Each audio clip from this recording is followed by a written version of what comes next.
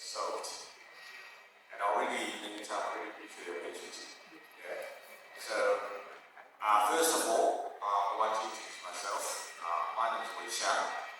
I'm from the University in Australia, Melbourne, Australia. So, has any one of you heard about the University or Melbourne, the city of Melbourne? Anybody?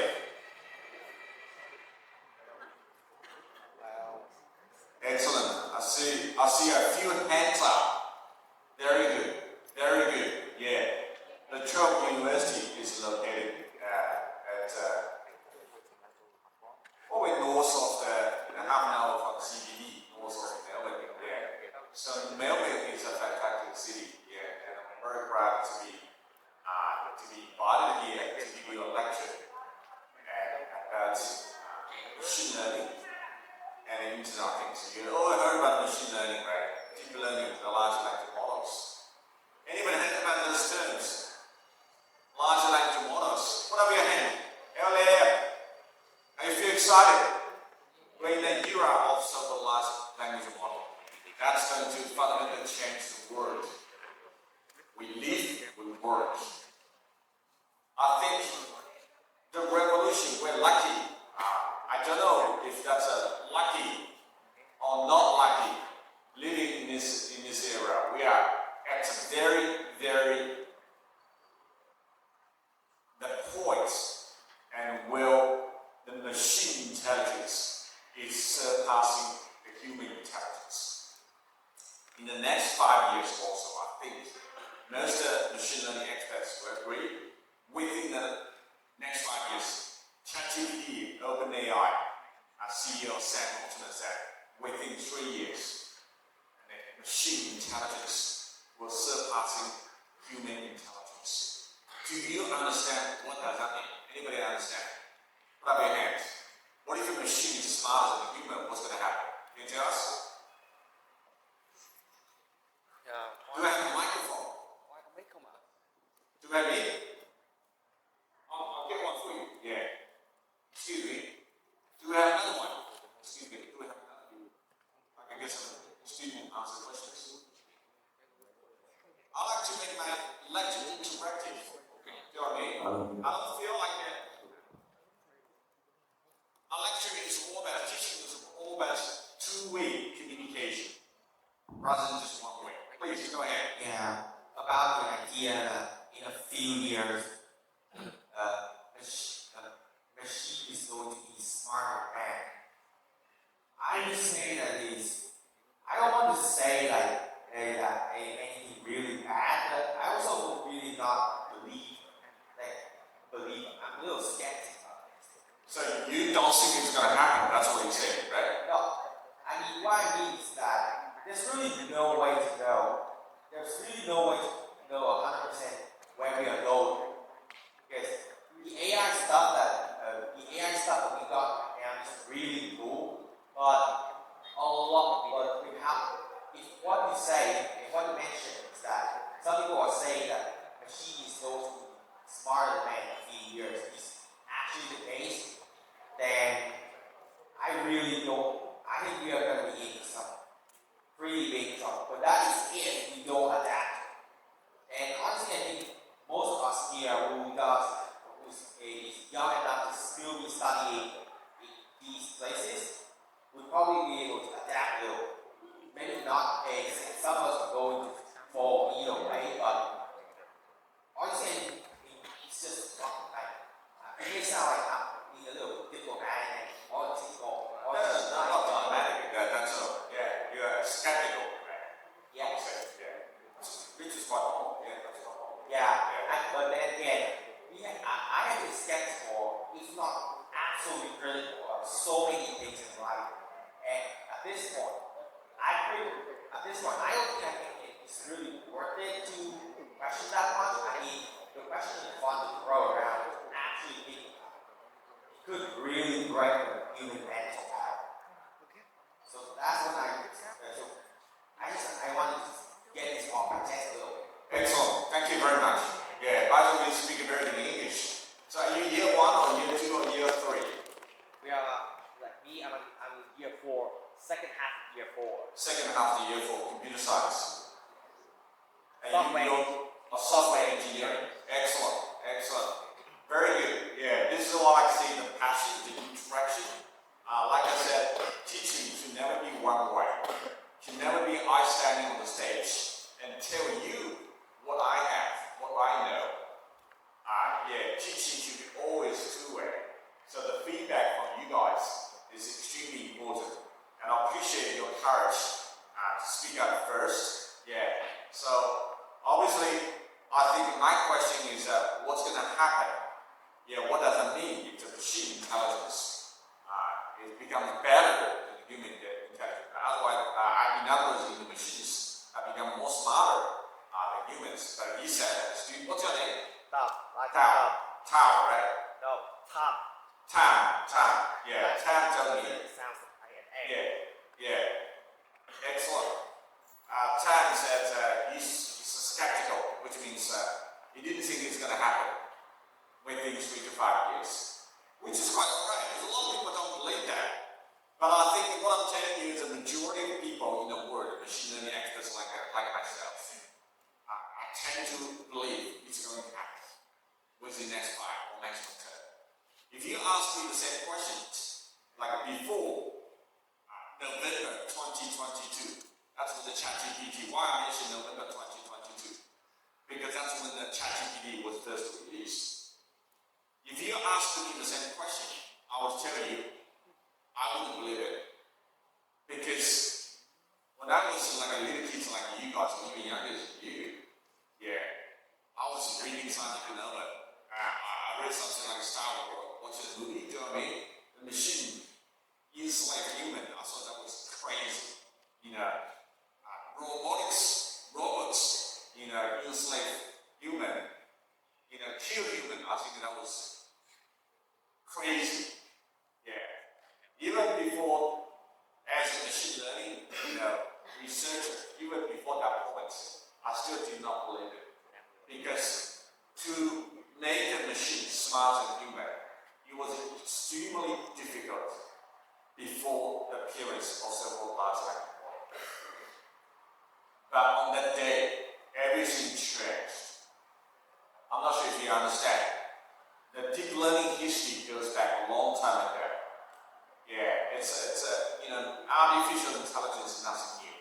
The term was first coined in a famous meeting. Anybody knows that meeting? In 1956. There was history to this. Anybody knows that meeting? Put up your hand if you know that meeting. In 1956, the term of artificial intelligence was first coined. And that meeting becomes a milestone meeting of AI research. Anybody know that? Anybody know that? Tell me. I need an answer from you. So let me ask you a question in a different way. How many year 1 students do we have? Year 1. Great. Computer science? What? Arts, right? What's your major? Information technology. Excellent. Yeah. Year 2, second year. You're quite lonely. All right, we only have one year 2. Year 3. Again, year 3 is only 1. Year 4. All right, so this looks like it's divided between year 1 and year 4. Yeah. What about a master's student? Do we have any master's students? All right. So you are all international students. I just heard from the staff member. You are from different countries. That's excellent. Because in Australia, like Georgia University, we have a few thousand of students international from every corner of the world. India, United States of America, Denmark, China, of course, Vietnam, Indonesia, Singapore, Hong Kong, you name it, we got a few thousand students. Yeah, altogether like 5,000 students.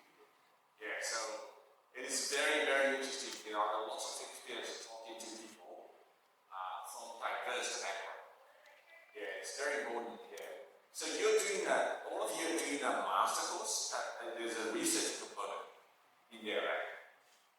So you need to write a thesis, right? Yeah, I'm just curious. Which country are you from?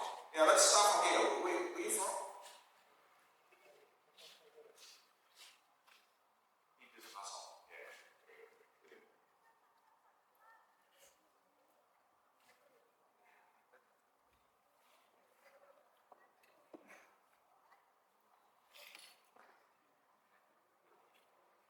Hello. Yeah. So my name is Jeffrey. I'm from Tanzania. Tanzania. Yeah. Excellent. Yeah, nice to meet you. Yeah. Hi, good morning. My name is Cisco from Laos. From Laos. Excellent. Morning, sir. My name is Munita from Myanmar. From Myanmar. Nice to meet you. Hello, sir. Nice to meet you.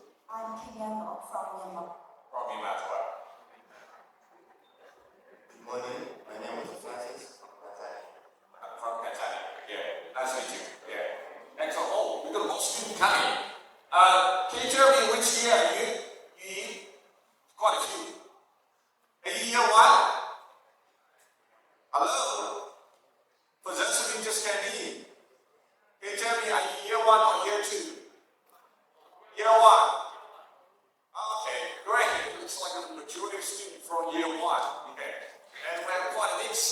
We also have an international student, from master student, and they're working on machine learning related research, right?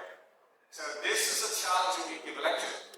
Your audience coming from very different background, from year one, year two, year three, year four, and also master by research. But those guys they can use the machine learning for the research, so they understand machine learning after those quite well. So all of you use things like a PyTorch, right? To run machine learning models, right?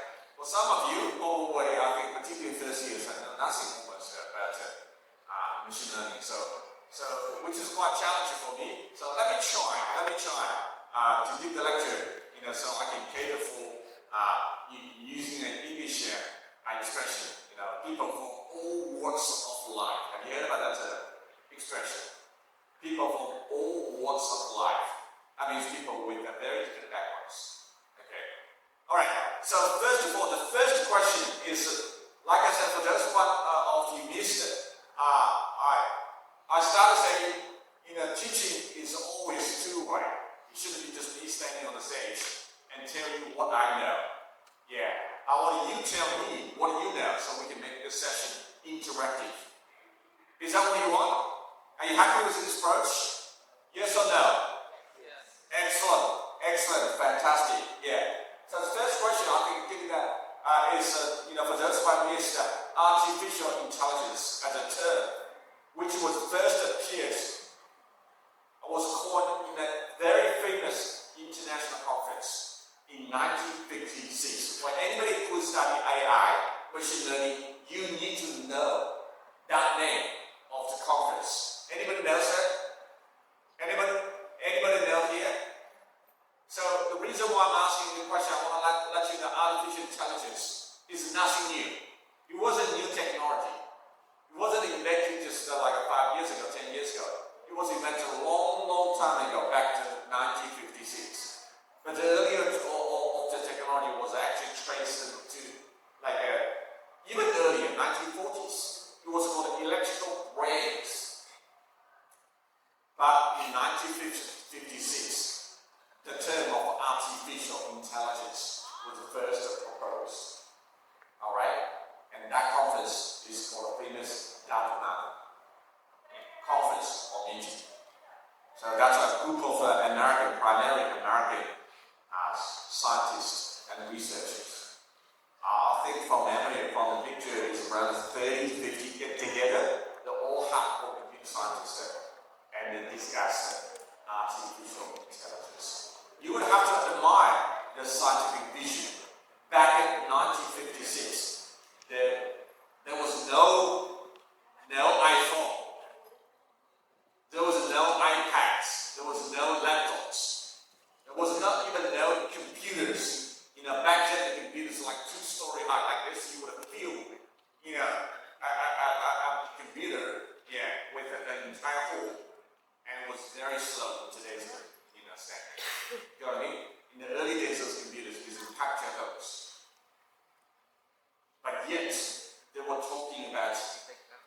artificial intelligence.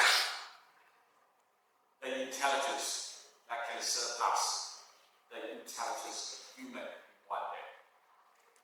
So I really want to pay tribute to those 30 or 50-ish American scientists. Their vision led to the creation of our field.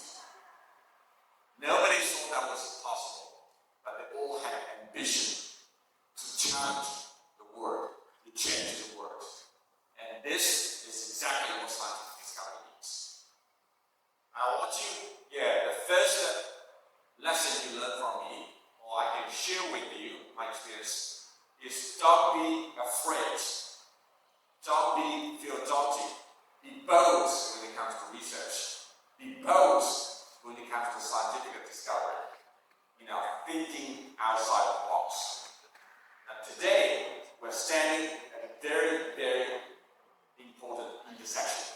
We are going to implement the vision those people put out. How many years ago? Anybody can tell me how many years ago? The vision I was put out 70 years ago. Nearly 70 years. Right? Sorry? Well, the exact number right now would be the nice number. You know that? Number 69? 69. No, 56. It's 56. Yeah, I know, it's 56, but the current year is 2025. Yeah, 2025. Yeah, almost. That's what I said. Nearly 70 years, right? Exactly. Yeah, it's almost 70. The exact number right now is the nice number. 2025 minus 1956. You can do the math. Right? Yeah, but there's a number different. That in August. So we're not exactly 70 years. Yeah, but You know what I mean? approaching. Yeah. So that's why I was important. Yeah, because we have to take math. We are March. We were in April. I think that meeting was in June or something. I can't remember. Okay, got it. Yeah. All right. But that's my issue. But thanks for that.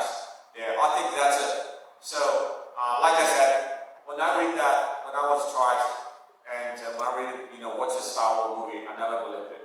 Yeah, I thought that's a scientific fiction. But now we are in a very important intersection. Where to go? The machine. You might be surprised. Put up your hand if you think the machine is going to be smarter than human in the next 5 years. Put up your hand. Only one guy. Only one student or two. 3, 4, 5. Okay. Lesson 10, let's put it this way.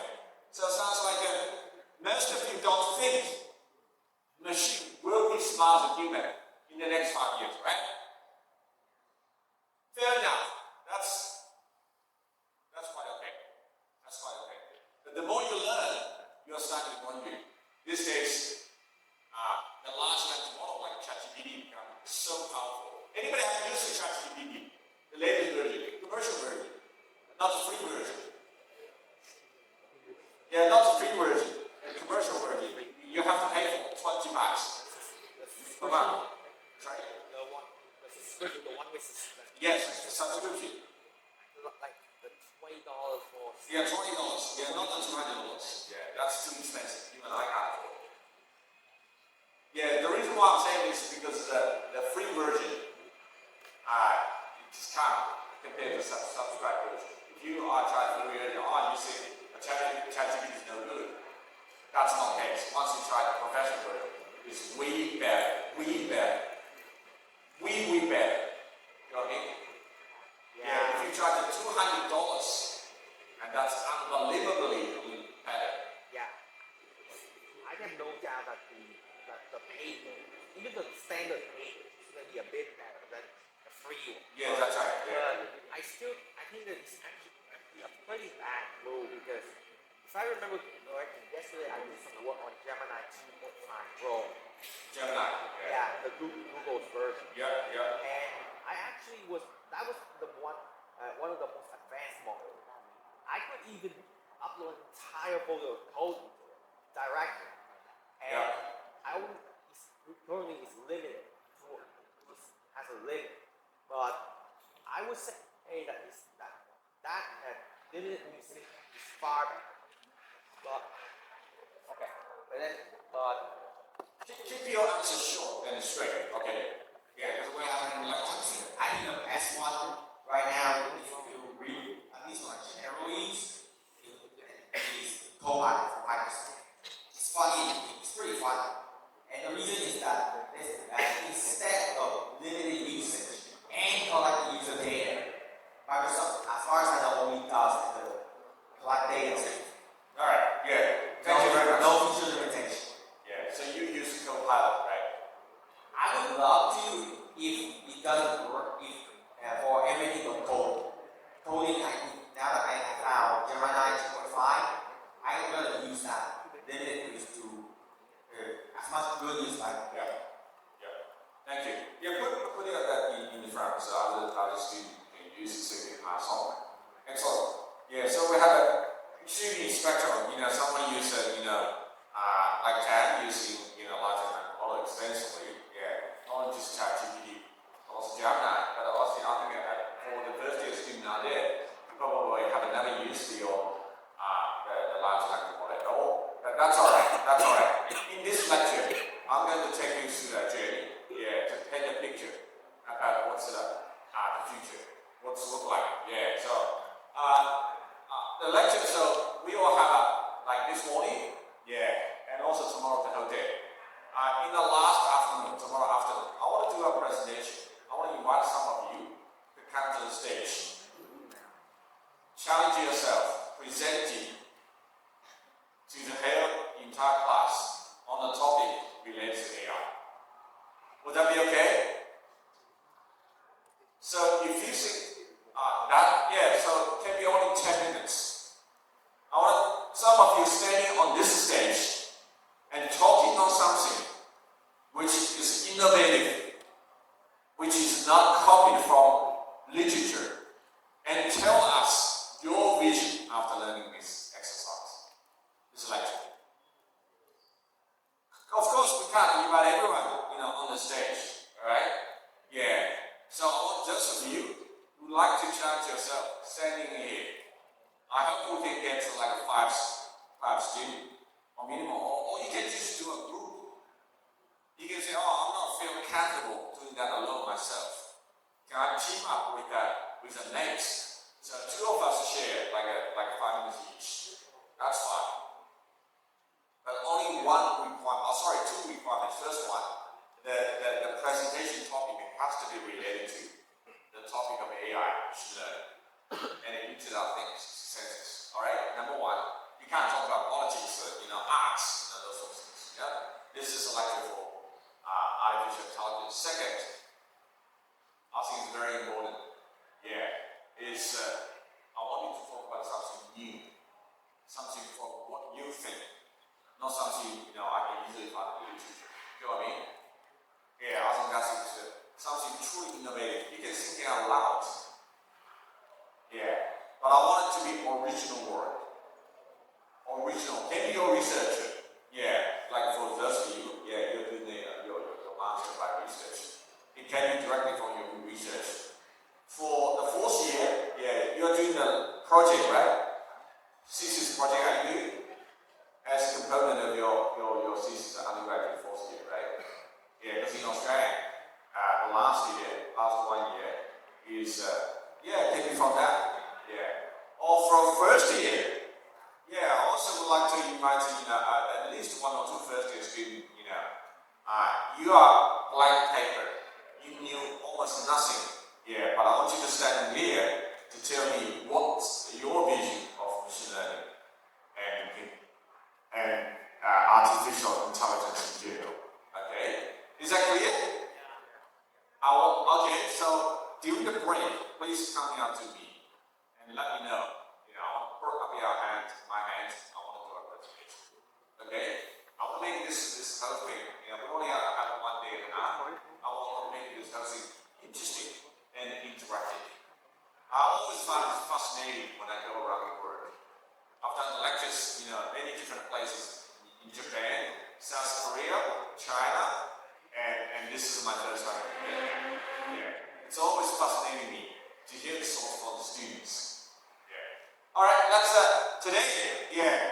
the topic I want to talk about, first of all, is when AI meets IoT. So anybody knows IoT? What's IoT? Internet of Things. Anybody heard about the term? What have you heard? IoT? Internet of Things. Okay, great. Yeah, it's great to see our first year, our fourth year student know that.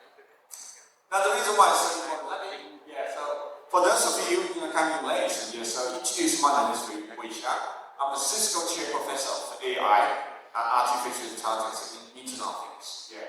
The Chair Professor is in Australia is different. It's higher than the Professor. Yeah.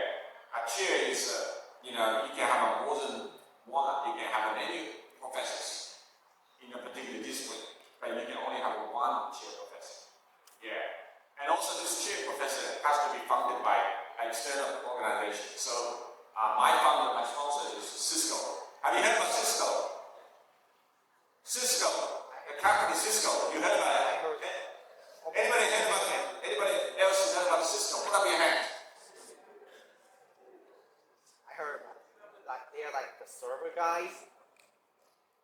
Yeah, you heard about that? They're like server guys. Anybody else? I'm so surprised. Do you know what? Oh, there's another one. Without Cisco, there's no internet. Do you guys know that? All the major switches, routers that powers internet come from Cisco. And today we can say without Cisco, if Cisco turns off the switch, the entire world goes to black. All the internet traffic will stop, including Vietnam. Do you know what I mean? Yeah, so that's a very, very, very important company. Yeah, I know a bit more specific stuff about it. Yeah, that's right. Have you follow competitive gaming like League of Legends or something like that? You know competitive gaming? No, we don't want to talk in depth about Cisco. I just want to point out, yeah. The key point is that when it comes to AI, everybody probably, all of you knows NVIDIA, right? Yeah. You all know, anybody don't know NVIDIA? Tell me, NVIDIA's company NVIDIA. Put up your hand if you don't know NVIDIA. You don't know NVIDIA? Anybody knows NVIDIA, right? NVIDIA, there's a famous chart on the internet. If you compare NVIDIA with Cisco back in 1990, the end of 1990, the early 2000, the stock price of the NVIDIA, of Cisco, went up faster than NVIDIA. You understand what I mean? Yeah. Earlier in 2000, there was something called .com frenzy. So that's internet company. Everybody wants to the internet company. And Cisco was founding the internet.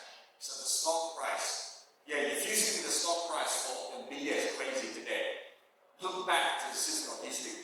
It went up, it's more sharply than NVIDIA. Do you know what I mean? So every company, no matter how strong you are in history, there's always going up and one day you're coming down. Today, 20 years ago it was 10 of Cisco, now today it's 10 of NVIDIA. But eventually, NVIDIA will come down. And artificial intelligence support new resources will become like a commodity, just like electricity, you know what I mean? Like water, which we can access anywhere.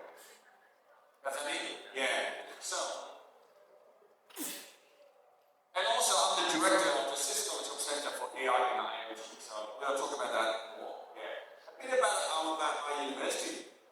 La Trobe University, I always said that's based in Melbourne, in Australia. So we have several university city of the future, which is a $5 billion project. When it comes to international students, what do you care most? Tell me, what do you care most? I found that interesting. Yeah, in Indian market, the majority of our students from India. The Indian student tell us. Do you know what's the best of Indian student want? When the Indian student choosing an international, university study. They often tell us value for money. And then you go to China market. Do you know what Chinese do? What they're doing? Ranking. You know what I mean? Chinese market is driven by ranking. Indian market is driven by the value for money. We found it fascinating. So I want to ask you, when you got a chance to select an overseas student, overseas university to study, what drives you? It's a value for money. Oh, this one's good value. You know, that tuition fees. For example, value for money, I'll give you an example. Stanford University is one of the best ones. And their tuition fees is 80,000 USD. Right? And our tuition fees is only 40,000 Australian dollar, which is about 30,000. This is what we call value for money. Yeah, so Indian student majority will choose Luzhou in Stanford. But if you go to China market, yeah, people will line up to take up fees to go into Stanford. So you bet now, I wonder, what's your motivation? So this is very important for us. Yeah. When it comes to the very country, you know, almost inevitably,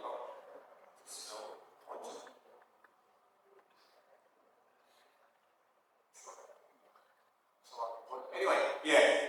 Our latest QS ranking is 217. Have you heard of a QS ranking?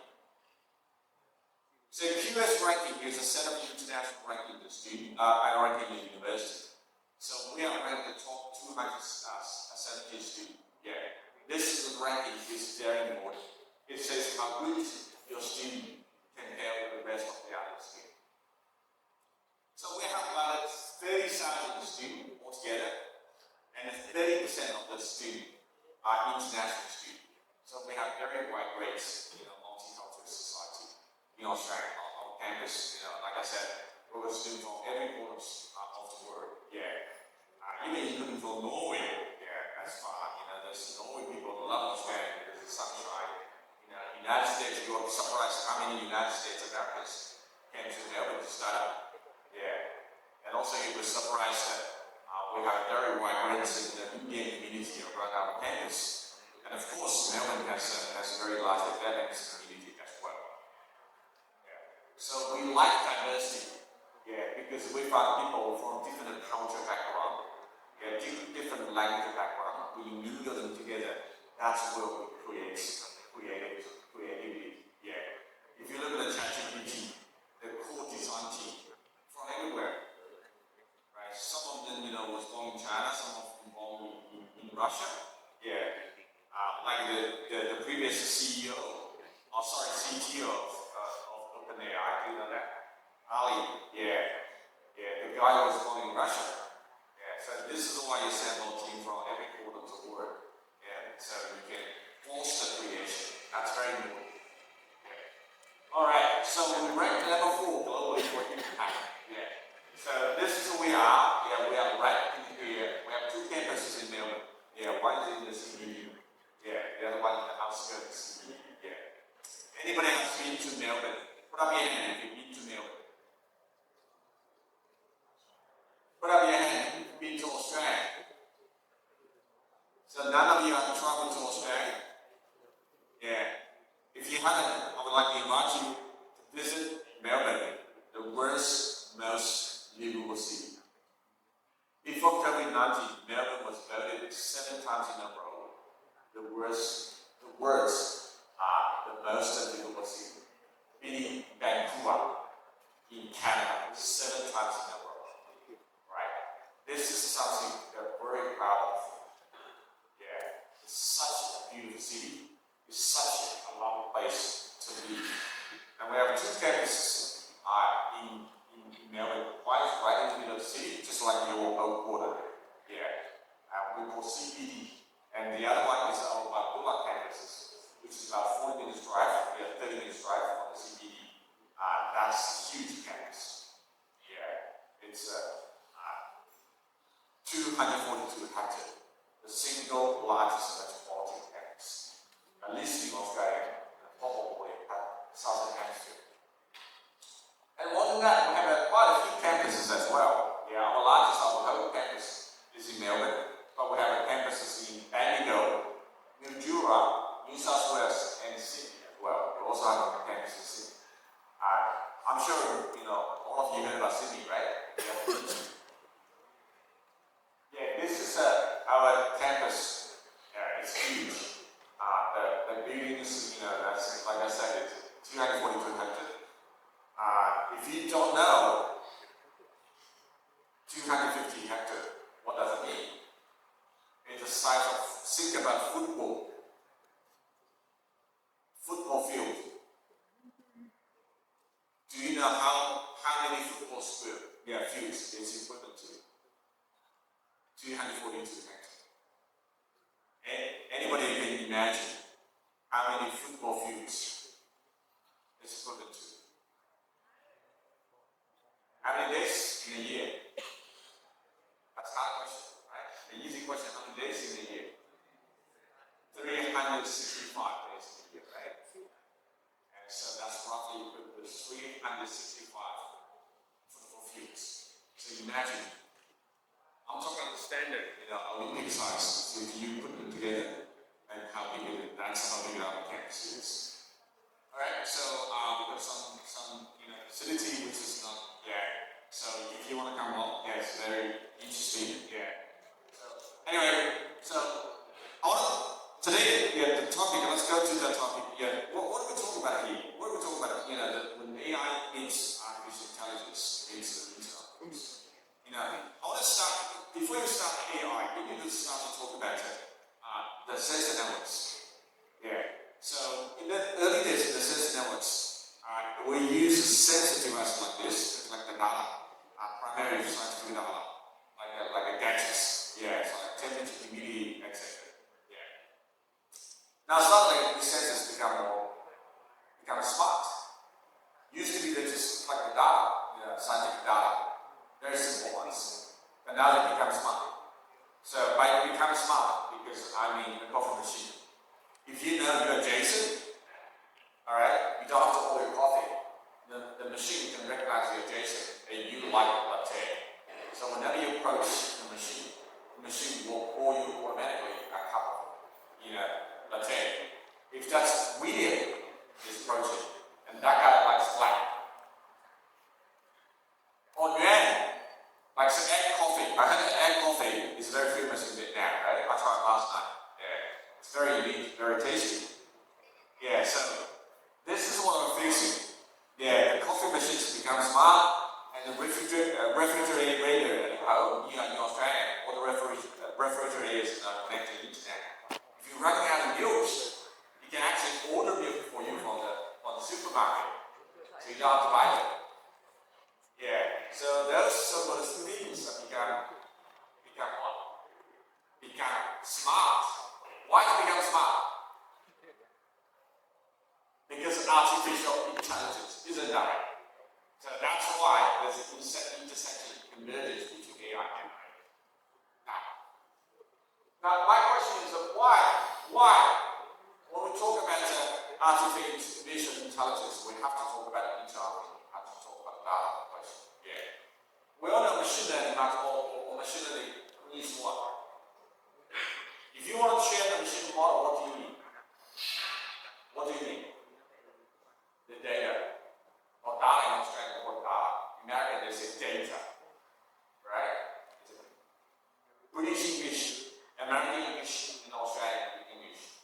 We call data. The dog feels straight. Yeah. Americans use data. Yeah. Some British use data. Yeah. It's data everywhere in Australia. Yeah. So you will hear me to hear say data. Yeah.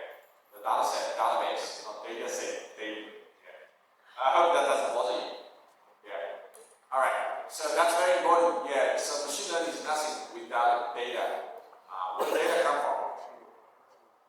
Where data come from? Where data come from? Some of you might think about ChatGPT.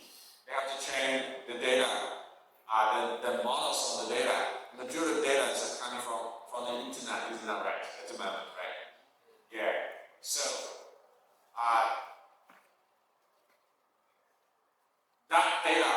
is usually typed by humans, right? Right? Yeah, anything on the internet. Yeah, the text, image, video, they're normally collected by humans. Yeah. But one day this data is running out. The majority of data these days is coming from web.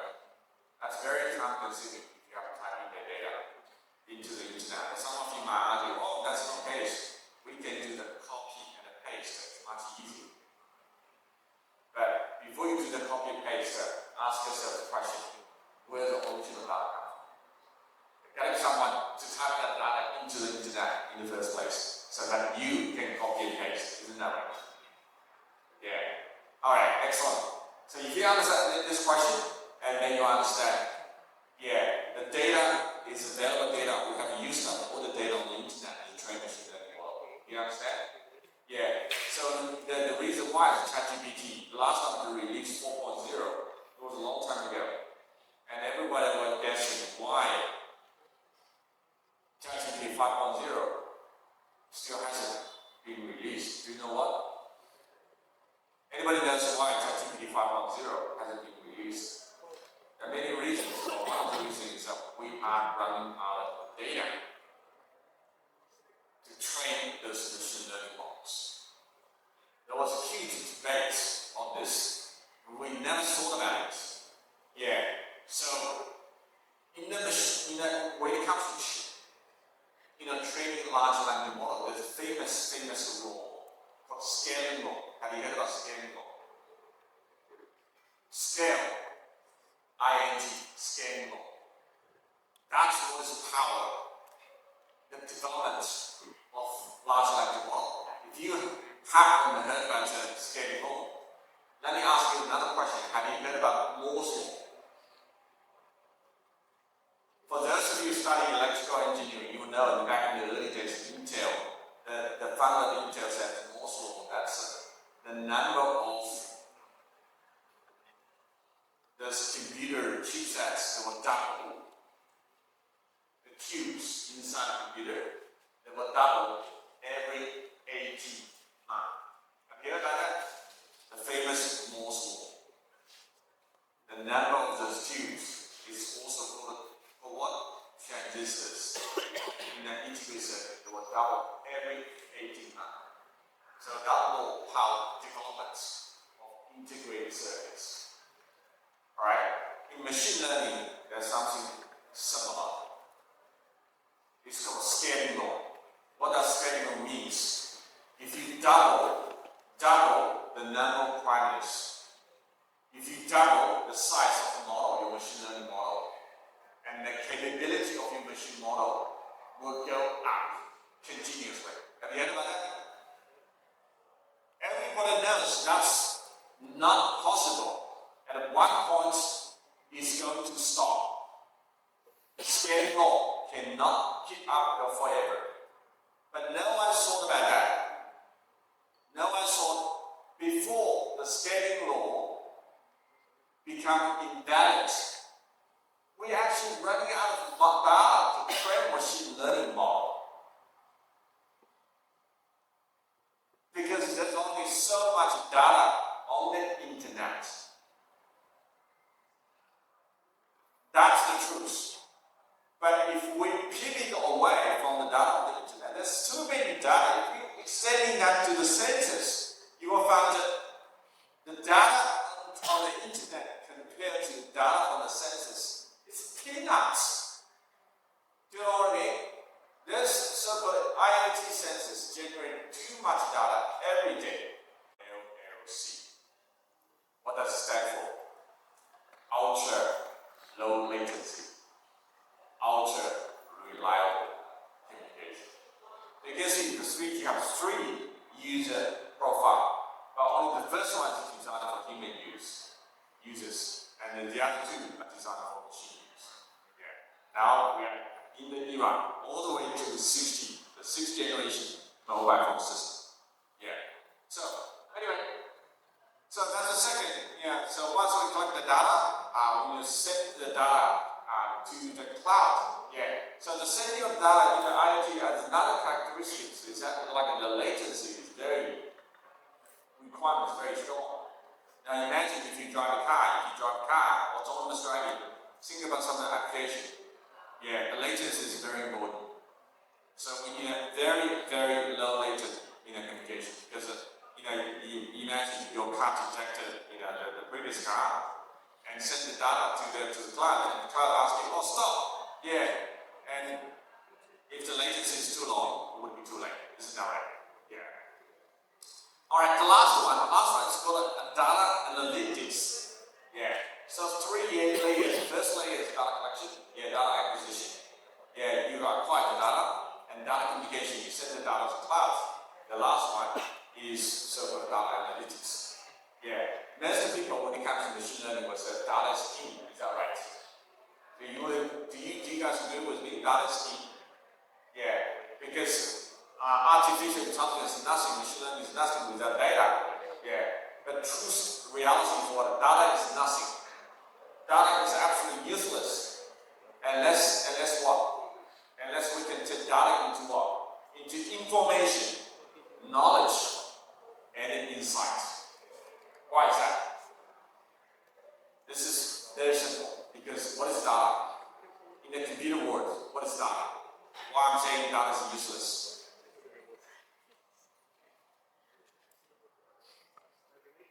Yeah, that's in there. Yeah, can someone just pass on? Yeah. Why?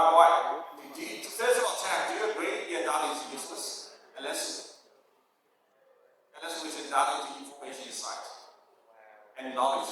I always been the one behind that whole comes with the idea of numbers don't always, numbers rarely sometimes numbers don't lie. Where do you want to go in? Yeah, push a button. Should be on. Yeah. No, there's a button. There's a switch.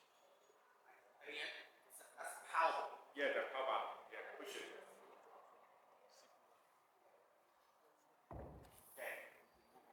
Yeah, I mean, I always been the one of the guys that's a little skeptical, but like people keep saying numbers don't lie, but you really have to understand the numbers. And one of the reasons why is No, you're wrong. I'm not talking about numbers. I'm talking about data. oh data.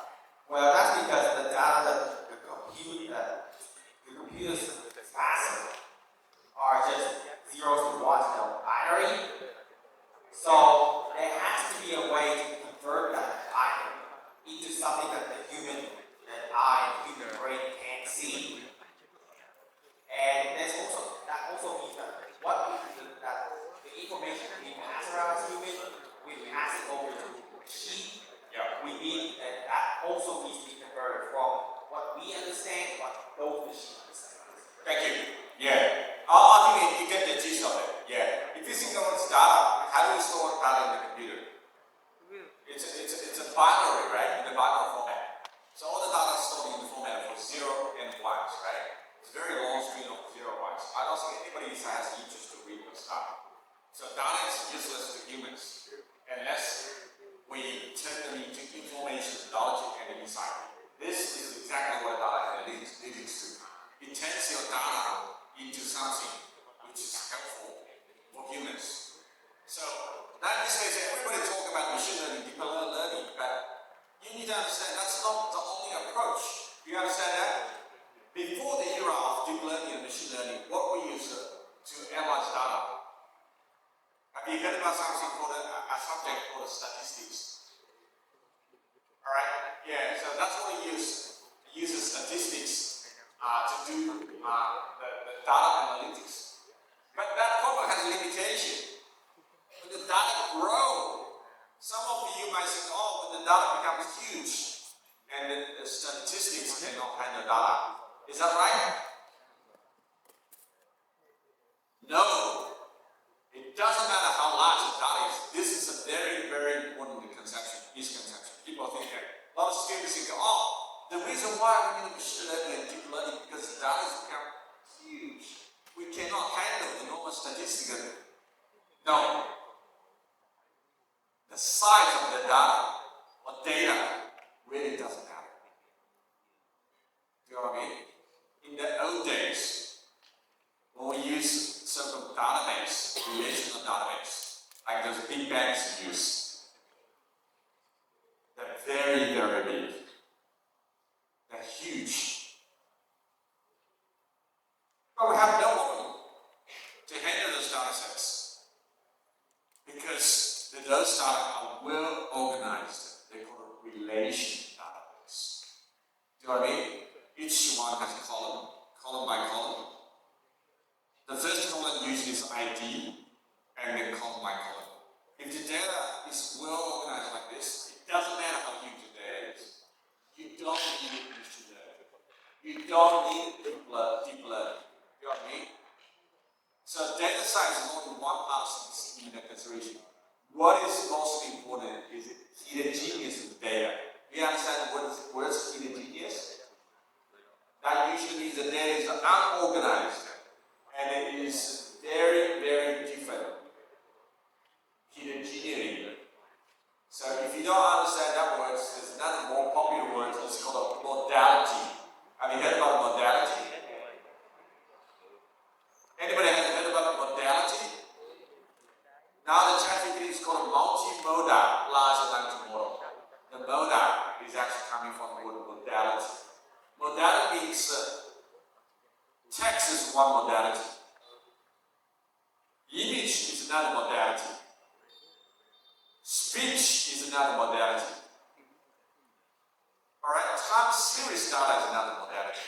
There's different types of, the easiest way to explain the modality is different types of data. Does that make sense? If you got this multiple, like a heterogeneous data, and then even you might have a relatively small data, it's still difficult, challenging to use traditional, relation-based data sets, or statistics and like that. And this is the reason we need machine learning or deep learning. Make sense? Yes or no? Any questions so far? I'd like to ask you. Any questions from the audience so far? Or happy? Excellent.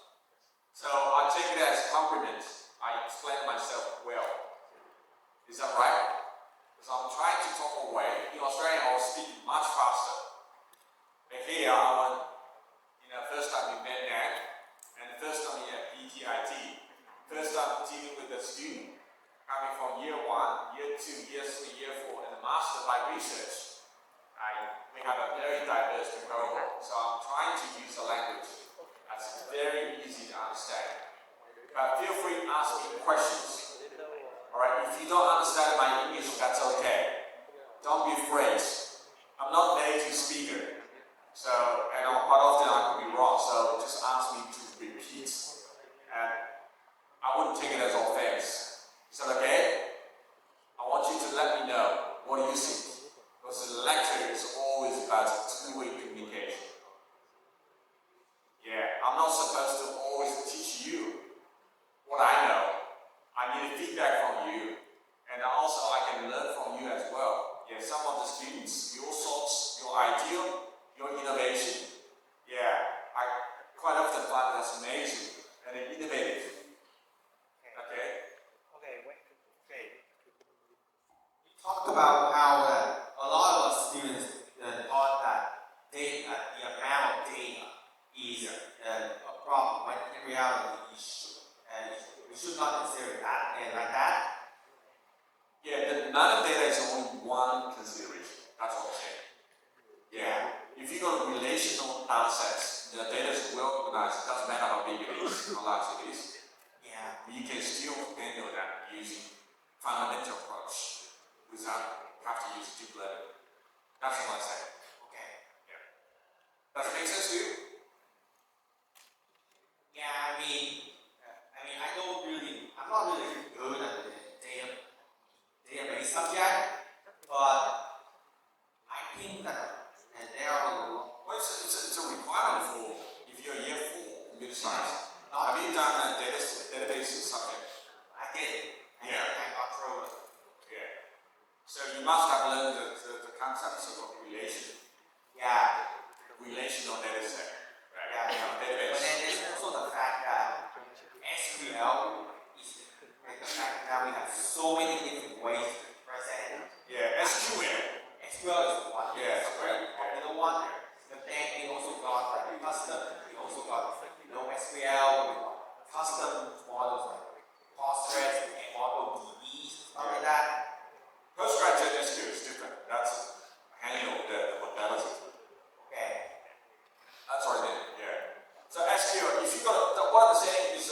you've got a relational data set, you can use SQL to inquire the database very quickly.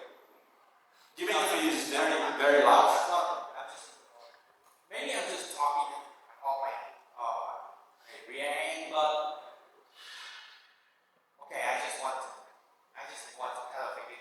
clarification. Yeah. So that's what I said. Yeah. You're right. Yeah. So SQL, we mentioned SQL is a inquiry language for the data sets or database. If the database is a well-organized, SQL can help you to inquire and find the record very quickly, no matter how large the database is. Actually, before, like in the early days, 20 years ago, all the banks, all the large organizations, they all use huge amount of data, organize the data in the data sets. We have no problem. Now, these days, we're in a different challenge because the data coming from different types of sources. Some of them text from the internet, some of the speech recording, right? Some of the image, some of the video cameras, and some of the sensors, like the vibration. Like if you drive a car, there's a LiDAR data. They're all different types. So that's called a heterogeneous of the data. That's where the deep learning, machine learning is very powerful. So that's what we're saying. Yeah. So if I just recap. Yeah. So recap. So IoT. It's a very important concept. 3 layers. The first layer, what is the first layer? Can you still recall? There are 3 layers. First layer, data acquisition. Excellent. Second layer, data transportation. Data communication. The last one, data analytics. So it's actually what? The 3 layers all have a single word. That is data. So this is a data-driven 3-layer ecosystem. Is that right? So everything is run the data. Yeah. And then what is important is that the data is coming from the previous. Yeah, that's one point. The previous two layers. They're not the means. They're not the purposes. Do you know what I mean? That means we don't collect the data for the sake of collect the data. Everything, all the previous 2 layers for the point of data analytics. Does that make sense to you?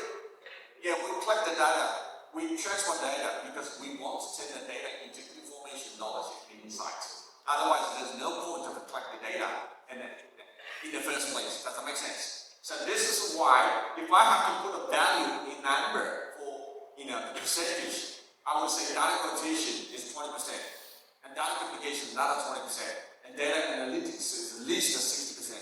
Does that make sense? Because that's all we do. We collect the data, we communicate data, transfer the data because we want to make sense out of the data.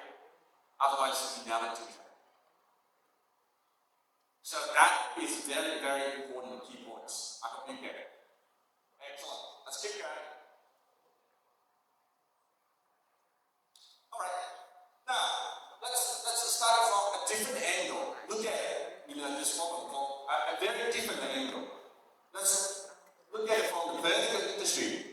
Now, the reason why it's so important because it doesn't matter, the beauty of AI, it doesn't matter which industry you are in. You can't live without them. Mining, logistics, construction, renewable energy, advanced manufacturing. If you look into every single industry, doesn't matter where you are, it's all about what? It's all about collect the data first, and then make a decision based on data insight. Isn't that right? Every industry. This is the beauty of AI and IoT. This is the reason why AI and IoT is so powerful. And people out there to talk about artificial intelligence only. I think that's wrong. If you only just talk about deep learning out AI alone, that's wrong. Because the second question people are asking, where did the data come from? If you don't have data, your AI model, your machine learning model is useless. Isn't that right? Yeah, or you might say, I got a large language model, but they're just new. They're not trained for your specific organization. They're not trained for your industry. Do you know what I mean? They're meant for everybody to use, like ChatGPT, but we need to for the industry, particularly for your own organization.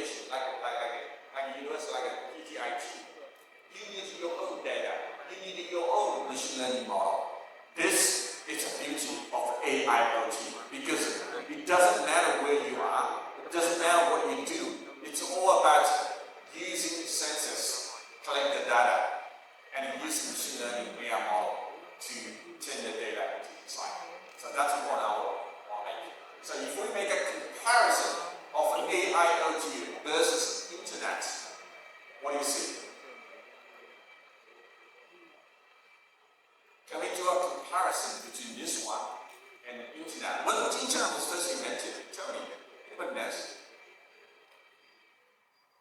Internet was invented much earlier, right?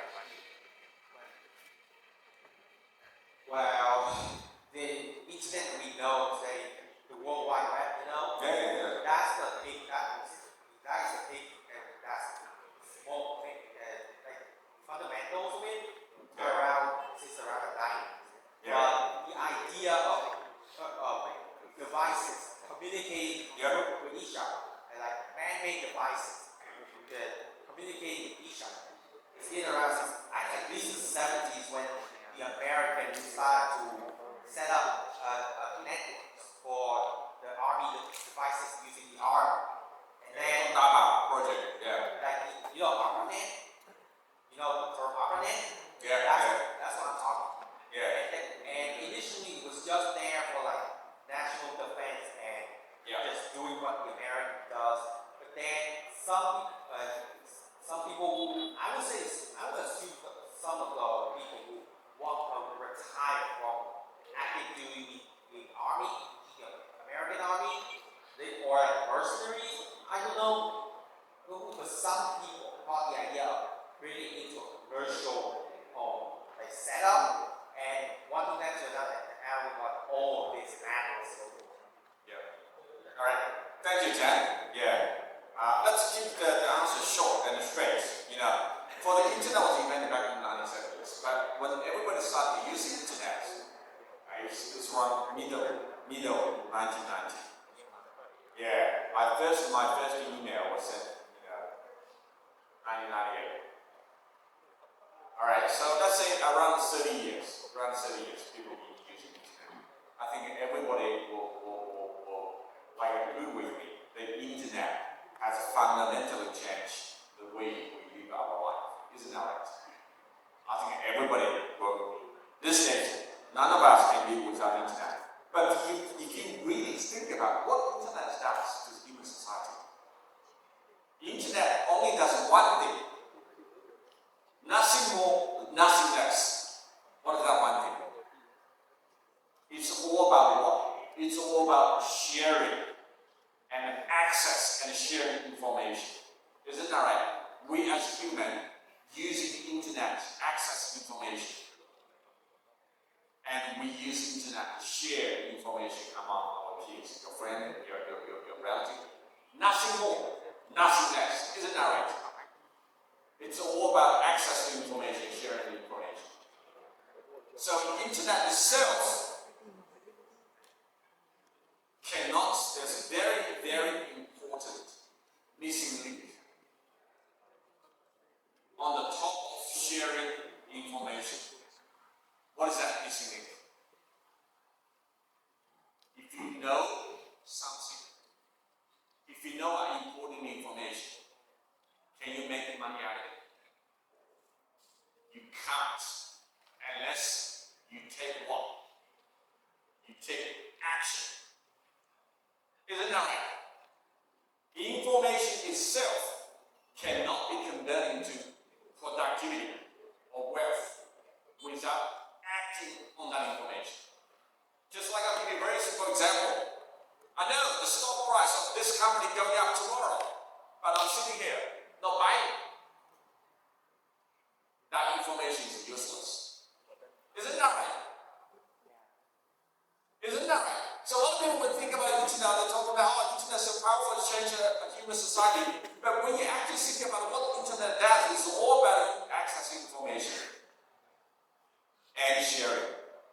And it's very, very important missing link, that's action. And this is what AI kicks into. Because there's a sensor.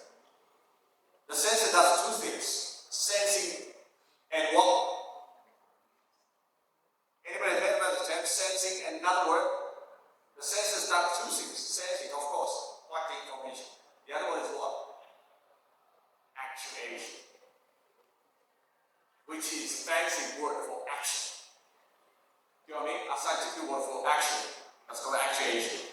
So this is why, for example, if you drive your vehicle, alright, your sensor, your LiDAR collect the information. There is an object in front of you. And then LiDAR feeds into the sensor into your control part of your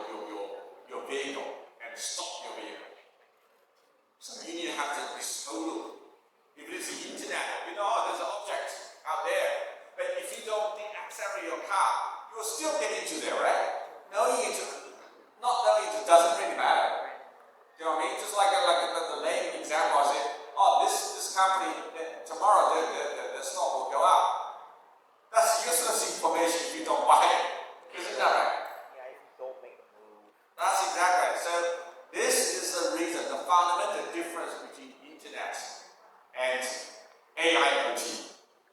Welcome to the beauty of the world of AIoT. And that makes AIoT so much powerful than just internet. If the internet has already changed our life and the way we live our life, the internet of things will deliver that impact 10 times more, 100 times more.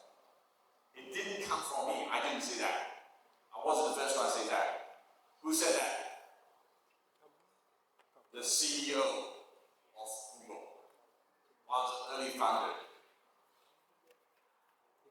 of Google. He said that. Brad Smith. He said, watch out.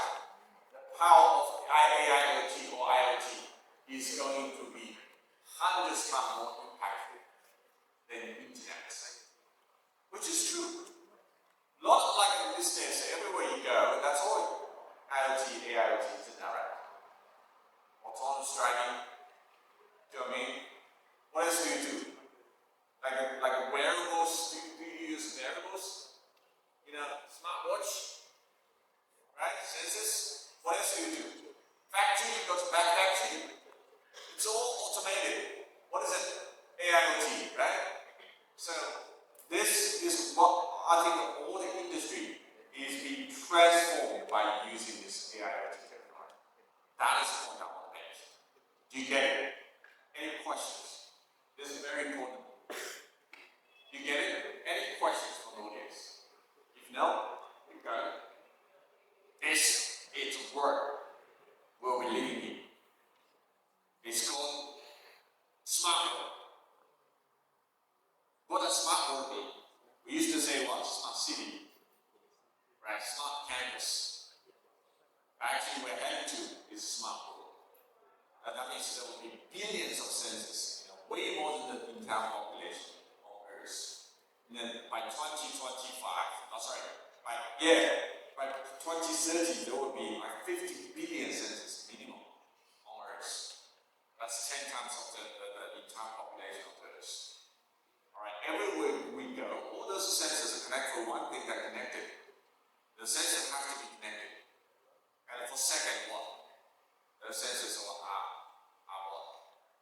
They are smart. They are smart. Why the sensors have to be smart?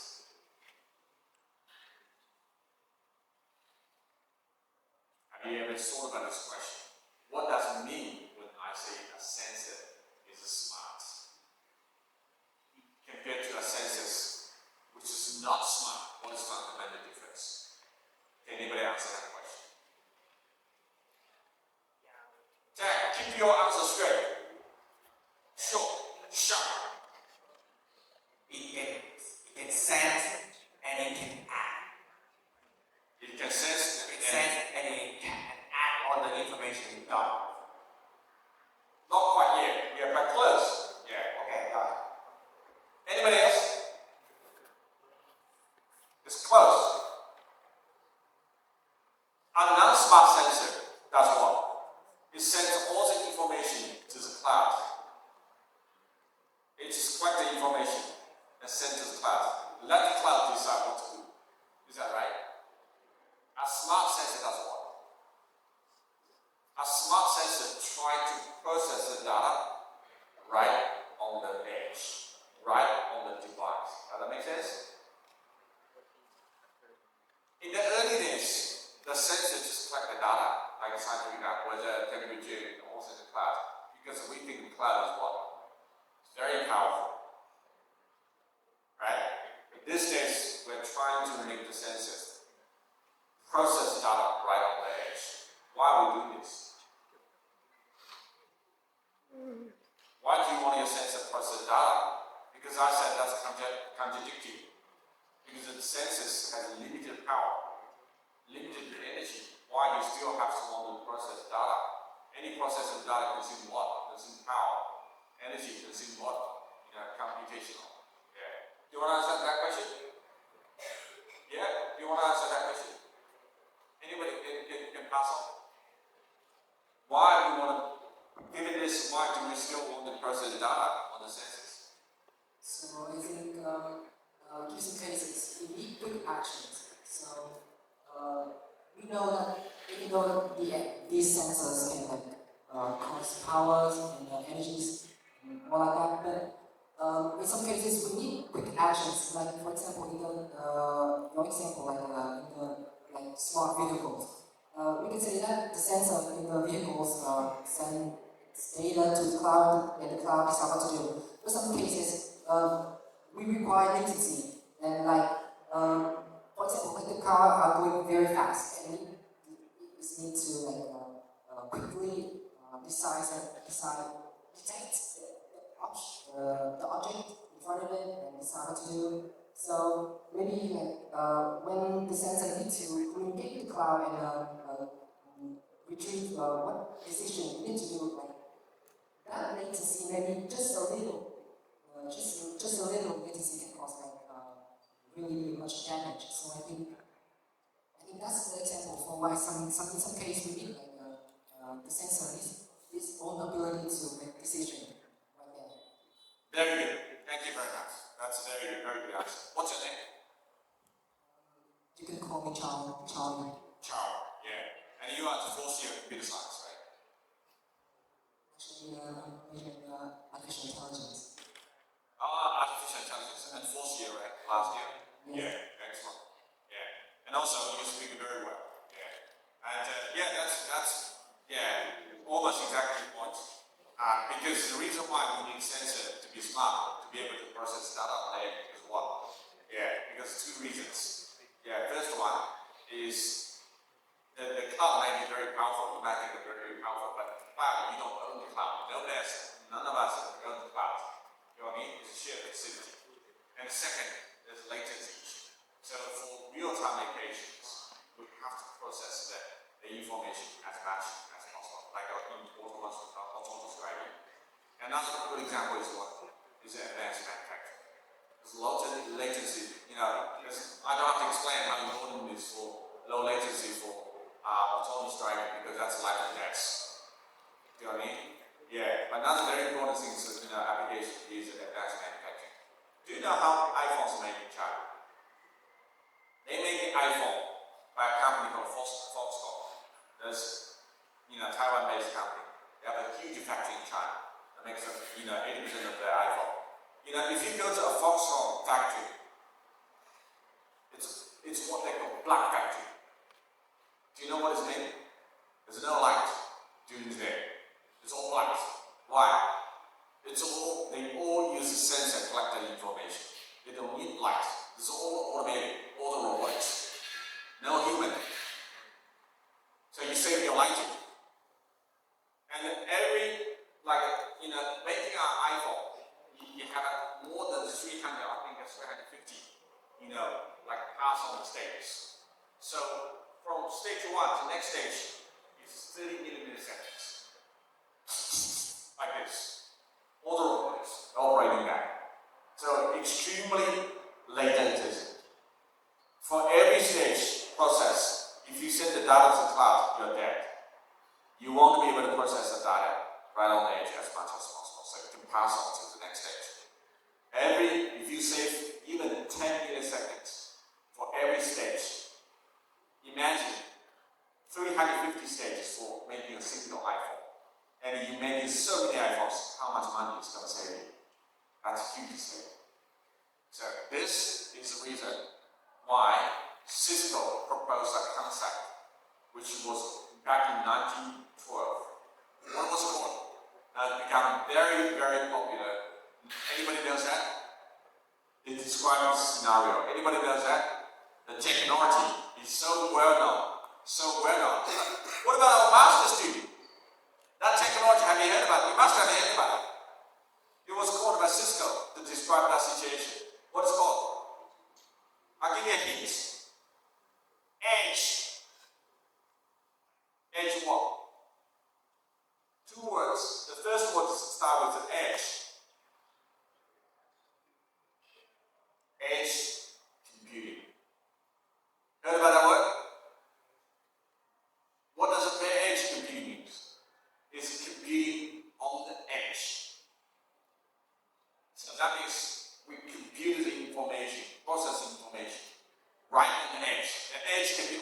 device or can be a router or base station very close to the sensor. It doesn't, but it's not the cloud. I mean, cloud is too far. You might have a number of sensors connected to a common base station. That's also called an edge. Yeah. So in 2012, Cisco coined the famous term. It's called edge computing. Now it's called edge what? Edge intelligence, which is AI on the device. Have you heard about the word AI on the device? If you haven't heard about the device, AI. Last December, when Apple announced what the hell is iPhone Pro 16, so it was released in October last year. There was a big release conference. AI, Apple redefined the AI. Have you heard about that? AI is artificial intelligence, but Apple's version of AI is what? It's Apple intelligence. So what is the difference between artificial intelligence and Apple intelligence? Tell me. Apple redefined AI. So when you talk about AI, Apple's AI is different from general AI. What is the fundamental difference? And that vision was released in November last year. Apple intelligence. Apple gave up the electrical car manufacturing plant, Apple. Apple spent a huge amount of money on Apple's project, but they gave it up.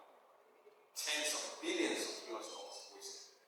And now Apple refocused on artificial intelligence. But not the general one, its own version. Now anybody can tell me the difference why Apple wants to redefine, reshape artificial intelligence. There's a very, very good reason. What is it? It's linked to the concept invented by Cisco, which I just told you.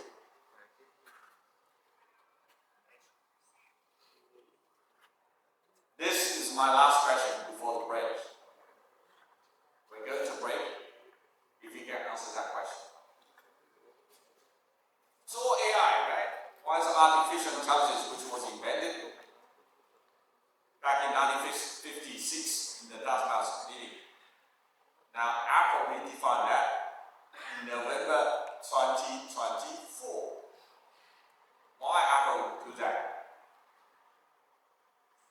Because Apple want to make sure their AI runs on mobile phone. The general AI runs on what? The clouds. You know what I mean? So you might wonder, what the heck is the difference of running AI on the clouds versus running AI on the device? Essentially, that's the difference. Is that right? So what is so fast about running AI on the device? Why a company like Apple valued it so much so that they gave up the tens of billions of dollars, US dollar, wasted on electrical car project, which is also very important in this, right? Focus on this, there must be very, very reason. You thought about that reason? Reason. Okay, excellent. Got our master student, international student, GE. Yeah, sure. Actually, so when we go to the conference, and the main concern was actually on the privacy, and also we can see that the investment of the Apple is on the devices.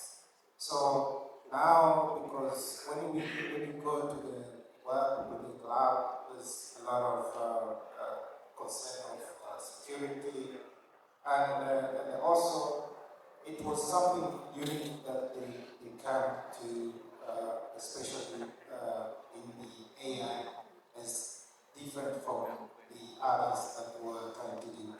So, but in the big picture, you can see that there is a way of sharing this a big block. For example, there is an NPU, there is a GPU, and there is a CPU.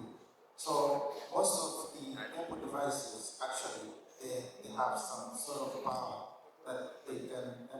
run these different models on the phones. So this comes as something that bridging what was available in the architecture as from the hardware and everything in order to facilitate that.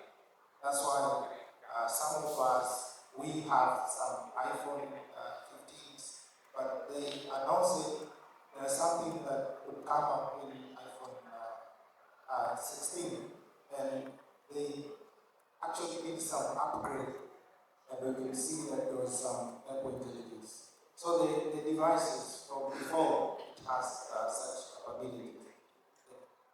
Thank you very much. You're getting very, very close. Yeah.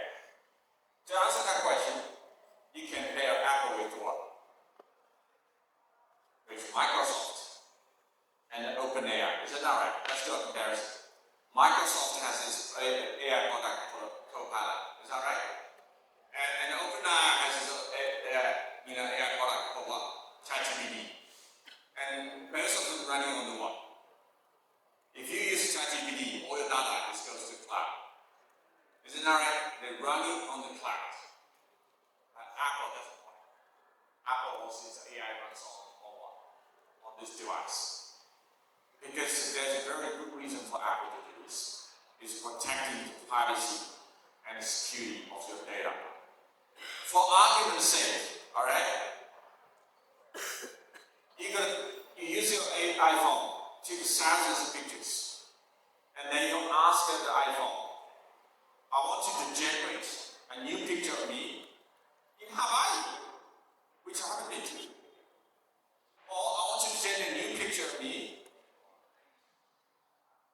with a person I haven't met. Or I want you to generate a new picture of me wearing a suit. Very expensive one, which I can't afford. You do not want Apple to send all your data to the cloud to process the data and send it back to the information form. Isn't that right? Isn't that right? You want Apple to produce everything right on the device. Or alternatively, because I'm using Outlook on my mobile phone, I might remind it on my mobile phone. I want to ask Apple to summarize the most important email in a day so I can prioritize that. I don't want Apple to send all my data, my mini data to the cloud. Do you know what I mean? The data privacy is extremely important. And that's the reason why you buy Apple. Otherwise you buy Android. It's cheaper. It's high spec. Do you know what I mean? A lot of people buy, I don't know in Vietnam, but in Australia, a lot of people, including myself, we buy Apple. It's because we know our data is safe with Apple. Even if I someone steals my phone, or I lost my phone, I know, or I have to pay to buy a new one, all my data is secure. Isn't that right? Anybody pick up my iPhone, there's nothing they can do. And I can trace it. Do you know what I mean? I can trace it. I know where they're taking them. So this is what most that Apple uses value. And this is the reason why Apple needs to redefine AI. But the idea is not from Apple. One thing, ideas come from Cisco back in 1912, starting with the technology called edge computing. Thank you very much. Let's take a break. So during the break, I want to take this break. Yeah, I want you guys to come to me one here. I hope you can find 5 students to be able to stand on the stage to present it in the last tomorrow afternoon on the topic music is interesting, your original topic. Okay? Thank you very much. Let's take a break. Thank you.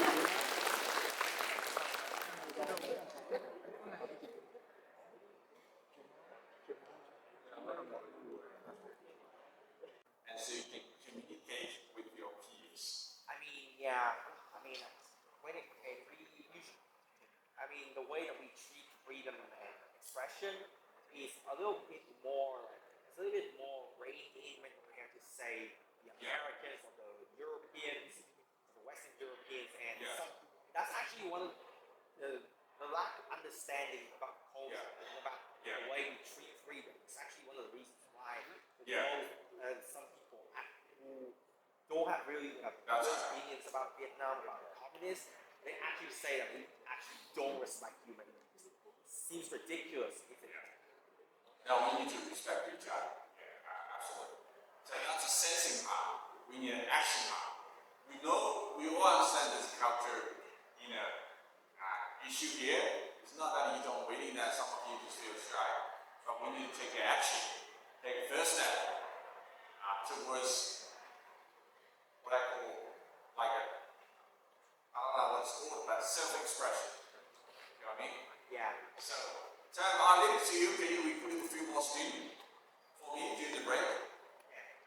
Có ai muốn gọi là làm bài thuyết trình cùng với tớ và cùng với thầy luôn không?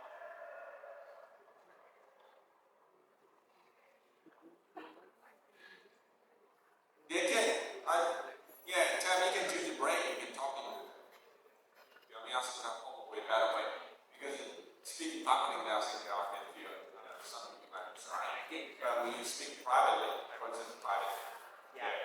Can I give you a KPI of 5 students, including another 5 students? Do you know KPI? KPI, Key Performance Indicator. key performance. Yeah, KPI is your task. In the workplace, we won't talk about KPI. Wait, so I'm gonna be the one that judges how these guys does or what? Yeah. Okay. Recruiting 5. Plus yourself for 6. That's your KPI. Is that okay? Okay. Thank you very much. Really appreciate your help. Yeah. I think our international student, a great resource we tap into. You guys master, and hopefully, one or two of you guys can come up. Yeah. All right. Anyway, this is what we call, I just mentioned, a smart word. Yeah. Because that's what we're heading to. And thousands of the pictures, billions of the sensors hanging everywhere. Now, I started this journey, it's a long time ago, back in 2016 when I was working at James University as head of the Department of IoT. I built up the Australia's first IoT degree. So do you know this guy? This was our previous Prime Minister, Scott Morrison. So the picture shows he came up to the campus in the James University in 2018. So I had the pleasure to tell the Prime Minister, then Prime Minister Scott Morrison, the country's first IoT degree was running from the James University, and he was very happy about it. It was Australia's first, and he gave us a few, $30 million to build IoT innovation laboratory. The first one dedicated to regional things. This is the peak of my career when I was working at James Cook University. There's a 3-story building. It's well designed, specifically for IoT innovation. So we have a very big entry. So that's where the student window. It's a very large, spacious area. And then also we have innovation. We have labs. Also, we have an innovation space. That's where we invite students. Do you want to come in? Can you find your seats? Please, there's plenty of seats over here. Anyone, có ai khóa 21 vào đây không? Ai khóa 21 vào đây giúp tớ cái. Come in. Come in. Plenty of seats Đây over đây, here. đây có hàng ghế này, khóa chất lượng cao 21. Có ai không? Vào đi.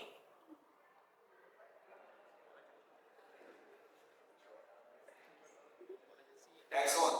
One thing I do notice is that there's a lot of female students doing the engineering IT. Here, it's like, I think that's very, very good thing. Because in Australia, one of the things we feel is that our male to female ratio is unbalanced, extremely unbalanced. We have way more male doing the IT and the engineering than the female. Few. Yeah. And honestly,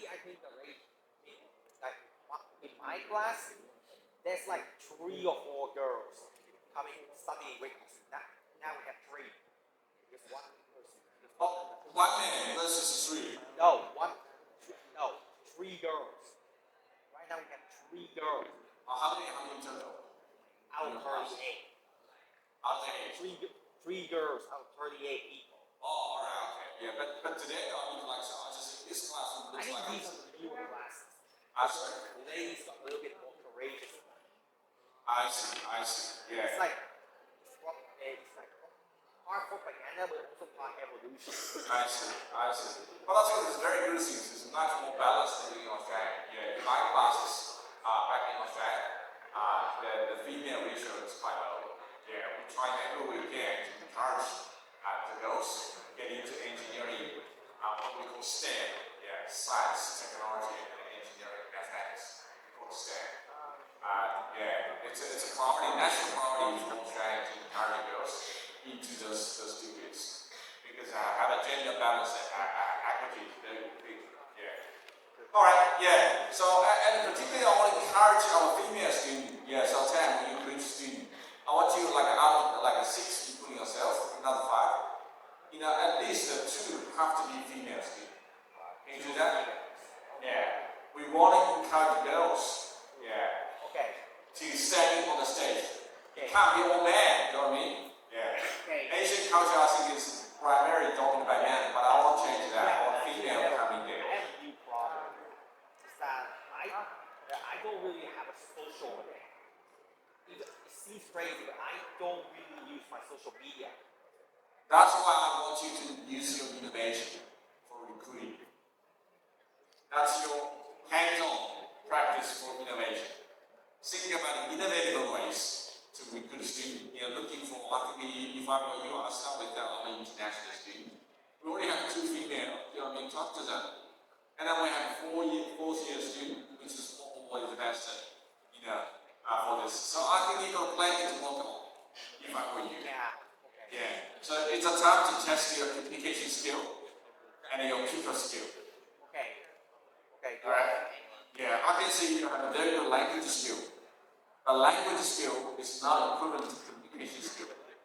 And it's not equivalent to people skill. Yeah. You know what I mean? Actually, communication is like one of my biggest issue right now. Have a chance to practice. Yep. Excellent. Thank you so much. I study communication too. You can do it? Excellent. So I hope you, that's the second one. Oh, which, can you, Yeah. there? Yeah, the student in red. Yeah. And you can do it. Any female, put up your hand.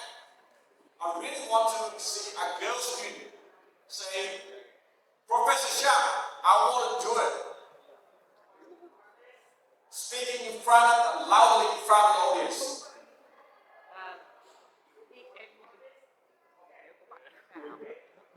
Excellent. See, our male students have become more courageous. What about our female students? We respect you equally, but you need to show your self-respect as well. Now is the chance to tell the class, very simply, by putting up your hand and saying, I mean, only 3 words. I-M-E. Well, Still no? I can say just what you know. What you know about AI. What you Still no? know about I think if you can do it now, it will be very rewarding for your future career. I can tell you that.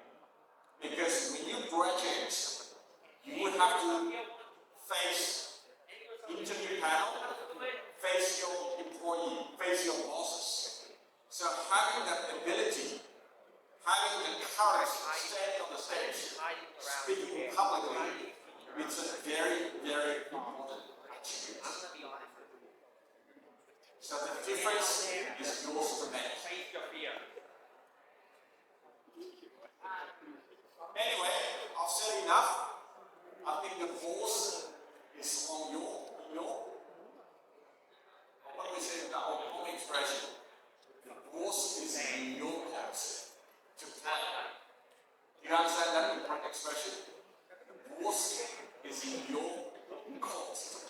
I've already said what I want to say.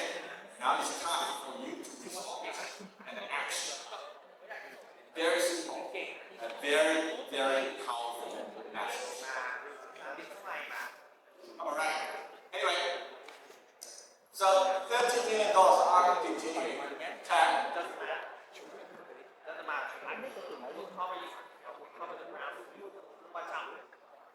Let's be quiet. Yeah. Let's lower down your noise. We still have electric going on. You know what I mean? Yeah. For those of you, be quiet. Yeah. Tag. Can you do that later on? Yeah, we still like to do that. After the break, about 11, 11:30, we can do that at the time. Yeah. And don't force people. I don't want you to force people, right? Yeah. I want you to take this as an advantage, like I said. This is a very precious opportunity. If you take it, you'll find it very rewarding. Keep my mind. Yeah. Even if you're year one, if you dare stand on this, you will have built your every confidence to feel and to face your future interview panel. Well, I did say that they could learn the thing or two about either doing it themselves or even standing on the side watching clear out difficult. Yeah. I grew up in a culture like this. In a village in China, in a small city, not a village in China. I didn't speak any English at all. When I first went to Australia, 25 years ago, in the early 2000s, I went to the bank. I can share my story. I went to the bank to open my first account. I will prepare myself. I gotta memorize in my hand, how to say things, my first step. So I practiced a lot, do you know what I mean? And then I went to the bank and I talked to staff, started to say what I want. Because I practiced well. And the staff get it. And someone responds a lot, which I did not understand at all. So you see, the problem is one-way communication. It's not work. No matter how well you prepare, you never know the other side of the response. This is a different league. That's right. The communication is very important. So I learned a lot from that experience. And during my high school, there was a professor from America who came to my high school. So I was bold enough to have this few conversations.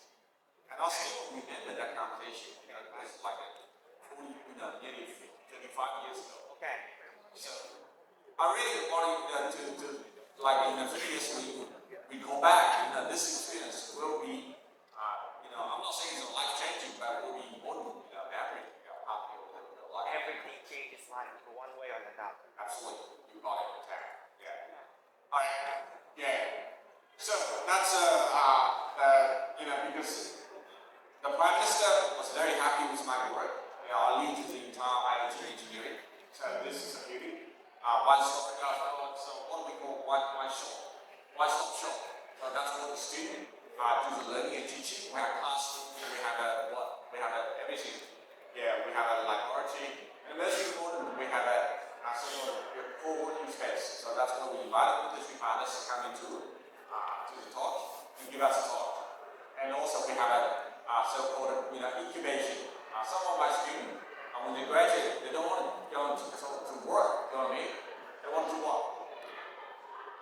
They want to start their own company. This is very common in our fields.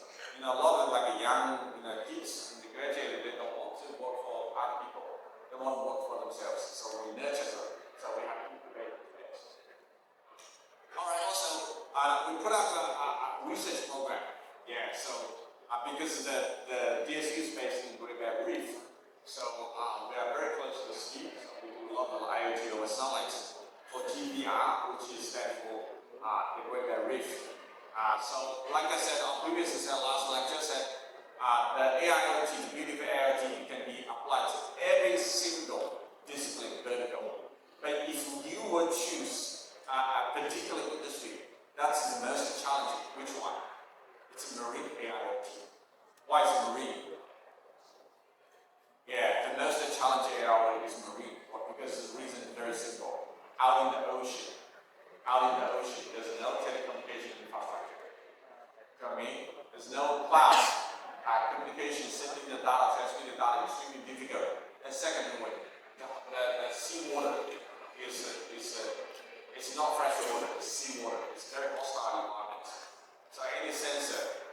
put that into water, you get it out in 5 minutes, 10 minutes, it's very useful. So that's very hostile environments. Let alone to mention things like a typhoon, right? And huge waves. So AI for marine is extremely integrated. So many times we have to use some IoT over satellite. So that means to send a water signal from the sensor all the way to the clouds and to the communication. So we are working with a company called Real Time. Yeah, so it's very critical size chipsets, but it's very powerful in sending the information all the way to the clouds. All right, also, do you guys know PTIT? Heard about that? Yeah, so I had an absolute pleasure to be invited by TEDx going to the stage to tell the story of how did I lead a team to create Australia's first Internet of Things engineering discipline, and how we use IoT and AI technology to save the Australian treasure, the Great Barrier Reef. So it's on YouTube. You can have a look. So I hope each one of you just go to YouTube, type my name, you will find it. IoT. Yeah. So I will encourage you guys to YouTube. If you like, appreciate you, put your thumbs up and click on the likes. This was a very unique experience for me because that was a public event, and also that event was like a real-time recording. There were 6 cameras facing me, and audience had to buy the tickets to listen to my speech. It wasn't cheap. It's $100. So there was a lot of pressure on me. And when the camera started low roaming, there's no NG. Yeah, so I went through all the training for 3 months for this preparation, and I did learn a lot. This is why I want to share my experience with you. Standing on the stage and practical public speaking is going to be very, very rewarding. All right, and I worked at the previous university until 2020, just before the COVID. Cisco, the company I mentioned to you, was recruiting a research chair, a chair professor worldwide, and I was headhunted to come into La Trobe University to relocate my family to Melbourne. So when I started taking the job in the early 2020, I worked with Cisco to build world's first research center specialized in the intersection of AI and IoT. And this research center is called Cisco La Trobe Centre for AI and IoT. I'm very proud of this one. This, in 2020, we put it out. It was world first. Some of you might be wondering why we're so proud about AI and IoT. Yeah. The reason I already explained that. AI is one. AI is nothing without data. Isn't that right? Yeah. And where the data is coming from?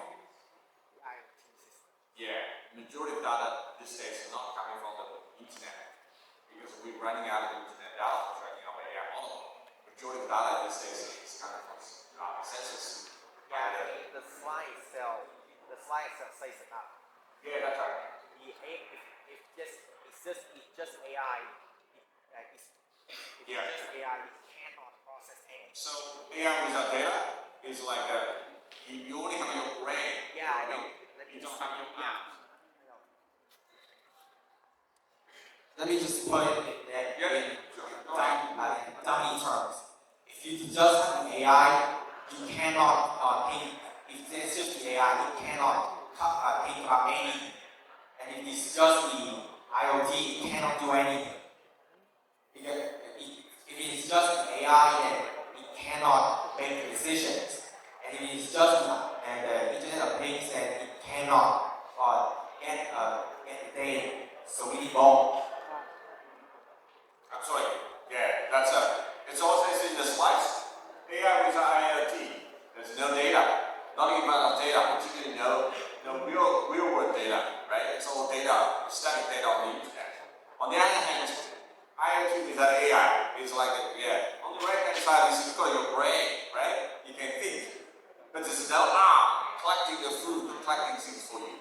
On the other thing is the IoT without AI. It's going to your muscle without your brain. You send all the data to the cloud, and there's a problem. Yeah, latency issue, bandwidth issue, etc. This is very important concept. This is you might be thinking, after explaining, oh, okay, so simple. But in 2020, this is the word first. Now, realizing this is one thing, but how you combine AI and IoT. So compared to the cloud-based AI, the fundamental difference is edge computing. We need to process data as much as possible on the edge. So this is where we're having, encountering lots of difficulty once we're doing that. Yeah. So the first one is scalability. The second one is latency and reliability. Yeah, latency we already talked about that. We want to get rid of that. But scalability is that there's close to 50 billion IoT devices. So any of them is massive amount. So how you think of this? So many IoT devices in a small area. Do you know what I mean? Yeah. For example, in a car, in a small area, there's hundreds of them. That's a challenge for telecommunications point of view, from data processing point of view as well. Some of you, let me use an example. I don't know, have you been to concept? Most of you have been to concept, right? So, you cram, like 50, 60, thousand people crammed in a stadium. So, when the concept finished, everyone is trying to use a Grab to call, to taxi. Do you know what I mean? We can't. Yeah. Because within a very small area, you've got so many devices talking to simultaneously. So that's a huge challenge. That's called scalability. And also the reliability. The IoT says it's different. Yeah. It's a very, you heard about the term cybersecurity, right?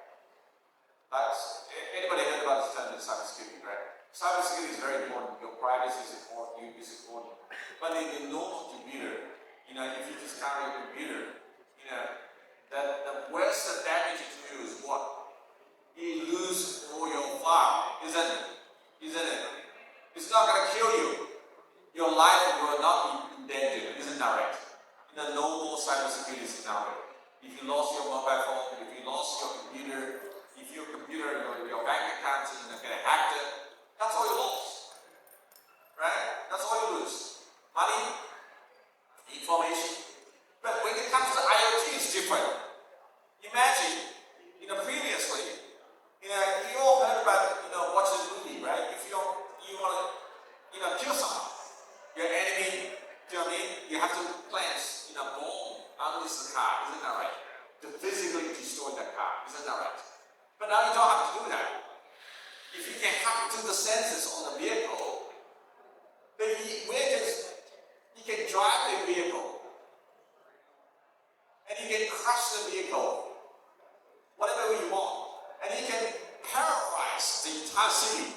For example, if this is what is getting scary. Even more and more cars becoming intelligent on the roads, and a single command hacking into the sensor system of the vehicle can cause the entire city going out of order. Isn't that right? Yeah. That's right. So this is like in the era of IoT. You can kill the people without really have to kill people. Do you know what I mean? You simply just use a computer command and hack into the sensor system. So the IoT security is way more important. However, the challenge is what? The IoT device has a limited resources, computational power, energy power, so making the security, a safeguard IoT device, way more difficult than the computer, right? Because the computer is plugging the power. It's got like enormous, like a fully fledged CPU can run. Do you know what I mean? So you can run all kinds of latest encryption algorithms. Yeah, very robust. But you run that in an IoT device, you can't, because it's going to kill your CPU, your processor. It's going to kill your battery, and also, yeah, the other thing is that, right, the very complex encryption algorithm wouldn't even run on an IoT device because your processor does not even support it. Yeah, so lightweight, robust, the encryption and security is a challenge for IoT devices. So this is no simple deal. No small feat. So combining AI and IoT faces dramatic challenge. Alright, security privacy we just already talked about. And also there's another issue, this is called black box. And the failures when it comes to AI. What is black box? Tell me. We often say AI decision making is black box. What does that mean? What does that mean? It's a black box typical AI scenario. The reason why it's called black box is imagine there's a black box. This side is what? Imagine this. In the middle is a black box. This side is what? This side is input, right? Your data. This side is what? The output, your decision, right? But what is inside the middle is a black box, which means it's not transparent, isn't that right? When you got a decision, you don't know why.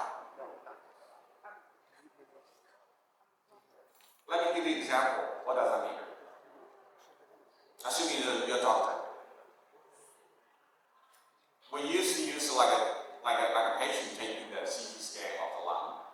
So a doctor actually looking into the CT scan to tell, that spot there is likely to be a lung cancer. Is that right? That's what normally CT does, and the doctor. But we know the doctor too busy, and they work too slow. You know what I mean? It's human. You can't expect a human to identify too many of them. So, and then let's use machine learning to help. Let's automate that process. So you can feed machine learning model with thousands of CT scans. They will tell you, this guy is positive, this guy is negative, this guy is positive, that guy is negative. But why? Machine learning, typical machine learning wouldn't tell you. Because it's the output is only yes, no, yes or no. Basically, a machine learning model does here is to do something called a what? Classification. It classifies patients into two groups. One with lung cancer, the other one without. Isn't that right? But it couldn't tell you why this guy got lung cancer. That guy is not. But a doctor can tell you, because doctor can tell, explain to the patient, because you've got a black spot here in your CT scan, that's a simple indication of lung cancer. Isn't that right? Alright, so that's a typical black box model. But now, there's another technology, artificial intelligence is evolving all the time. There's something called explainable AI. Have you heard about that? Explainable AI. So what the explainable AI does is turn a black box model into what? Into white box. Do you know what I mean? What is a white box? When we say black box means there's no transparency. Yeah, a white box means there's transparency. You can see everything. That's right. It means it not only just tell you the decision, the output, but also tells you what happened within the CT caused that decision. Do you know what I mean? So when it comes to machine learning, explainable AI machine learning model will highlight those portions of the CT scan to tell the patient and doctor which part of CT scan forced the machine model to make that particular decision. So that's called white box. That's what I explained by AI. Another challenge is called fairness. What is fairness? What is fairness? When machine learning model make a decision, it's fairness. There's fairness. Let me give you an example. In America, Americans have a large the black people community, right? The African Americans. So the police, some of the police have a prejudice. They think when something goes wrong, the suspect likely to be black people rather than white people. Alright? And then it's like a human prejudice. If you train machine learning model, for example, using criminal data in the United States, alright, you will find out, no offense to black people, I'm just talking about it technologically. Yeah, you will find that the portion of the criminal coming from black people is much higher than the other ethnic groups. There's scientific evidence. But however, if you build your machine learning model based on this data, your machine learning model will be biased. So whenever it sees a new data coming, you will tend to think that's black rather than white. And this is unfair. You know what I mean? So this is called fairness. Data, a machine learning, the learning model cannot tend to think, make early decisions. And this very often happens in the OLP situation.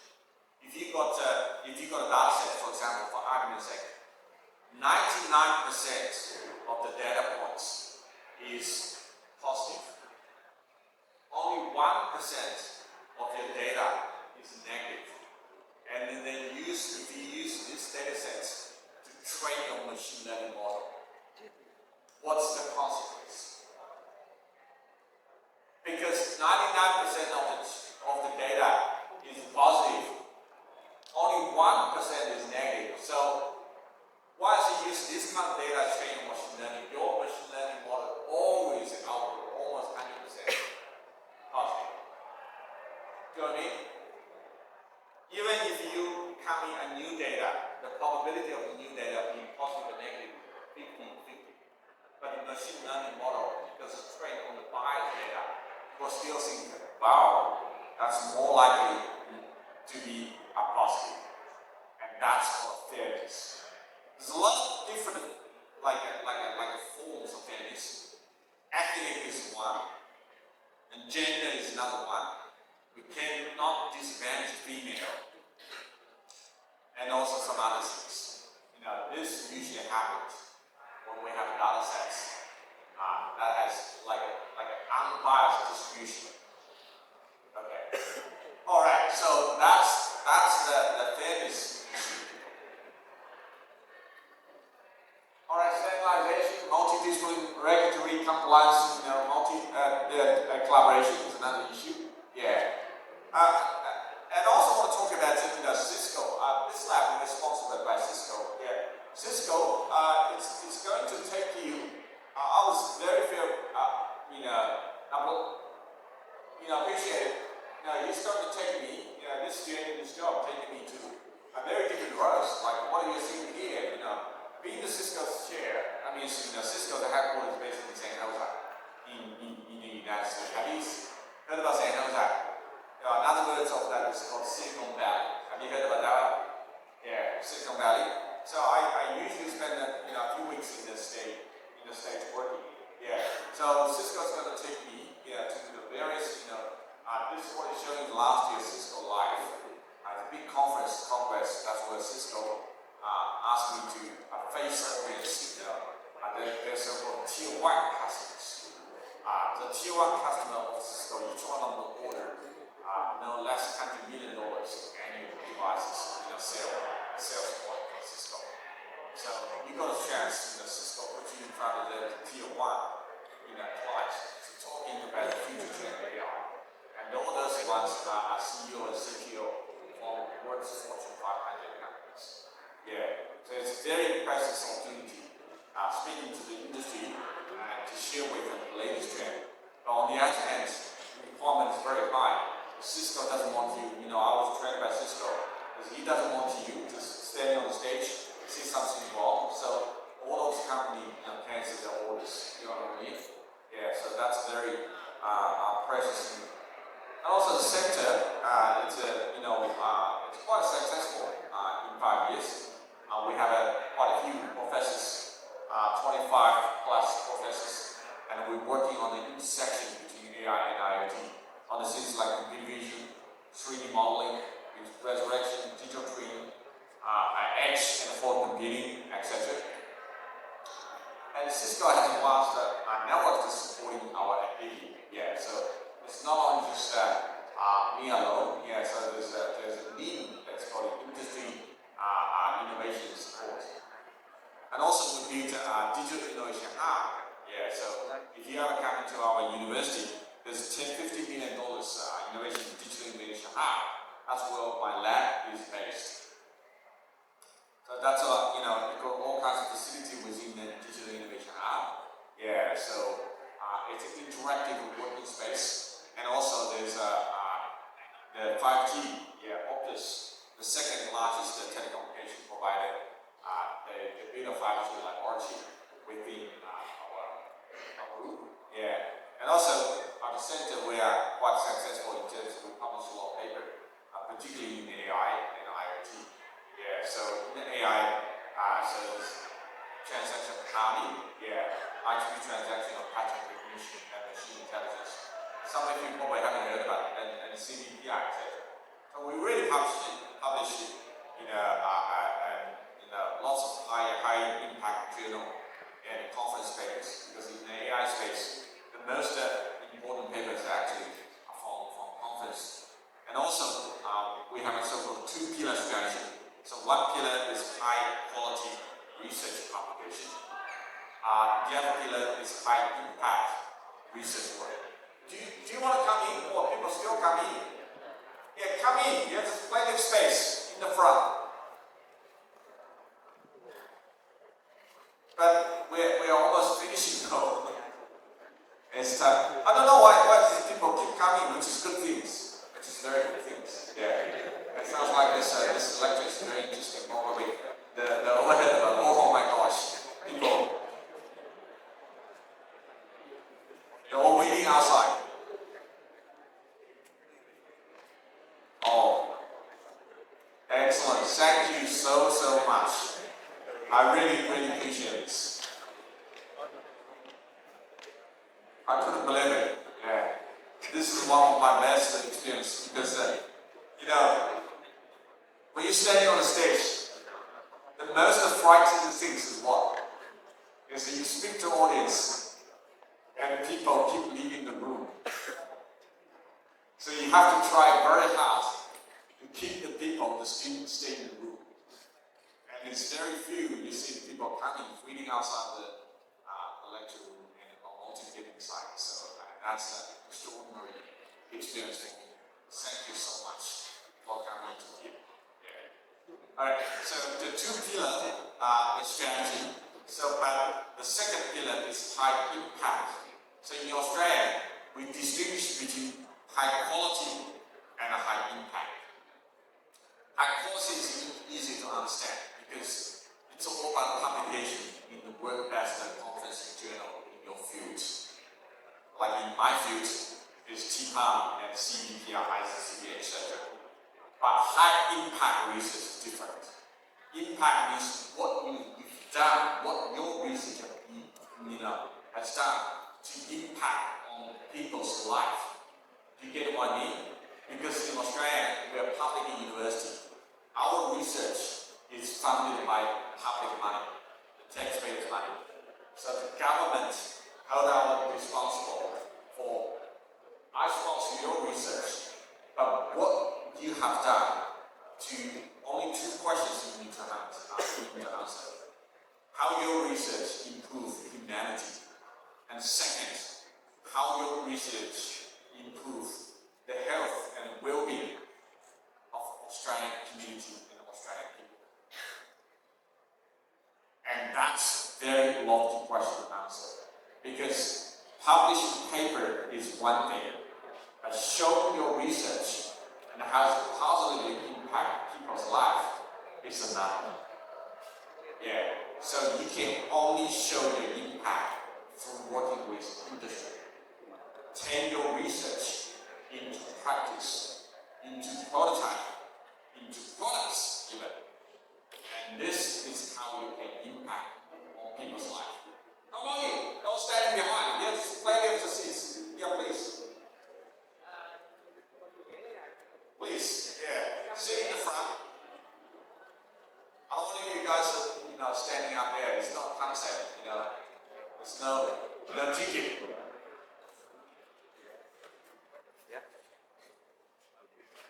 Oh, good. Wow. There's balcony. There's people up in the balcony. I didn't realize that. Hello.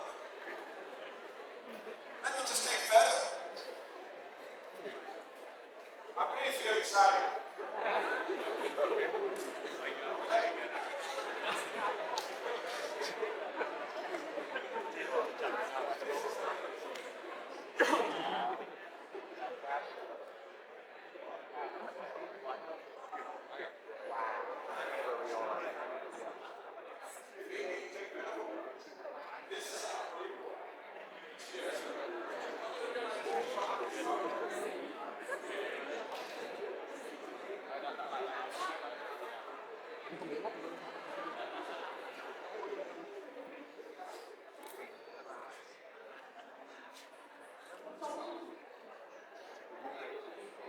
Thank you so much.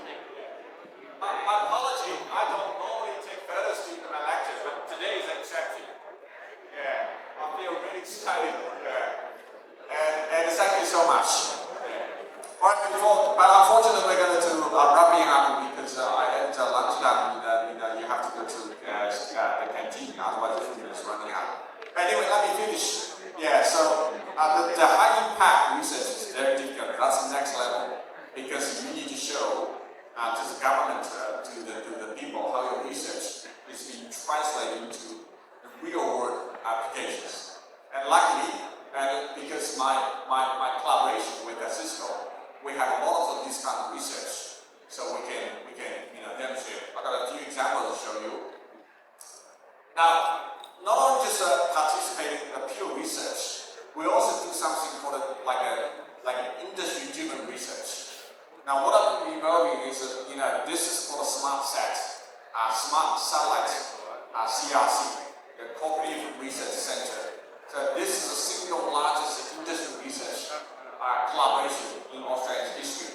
So it's a $2 billion Australian dollar program. Yeah, it's 10 years. So the center director is not called director, it's called CEO. And also the smart CRC, we have our own research group. Yeah, I'm the director of our own graduate research group.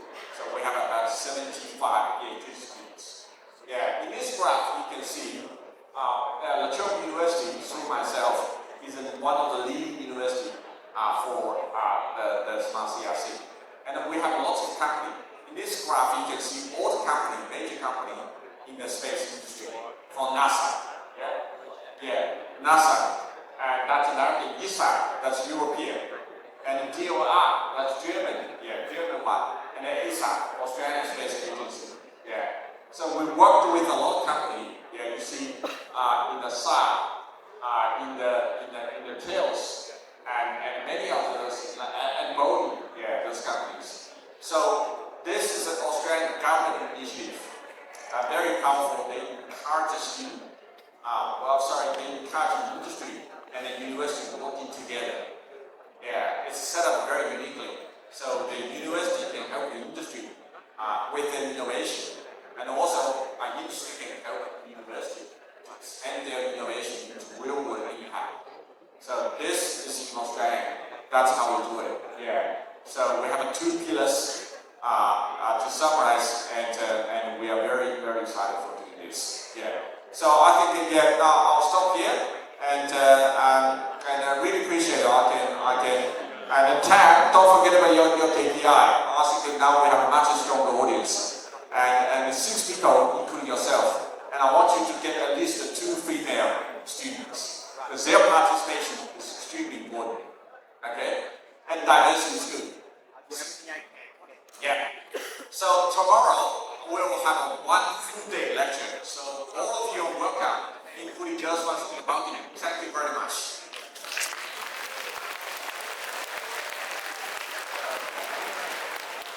I'm looking forward to you guys tomorrow. I think it would be more interesting because not myself, because in the afternoon, towards the end of it, we will have a 6 students lined up together. Each one of them will tell their own story about their vision of artificial intelligence. Thank you.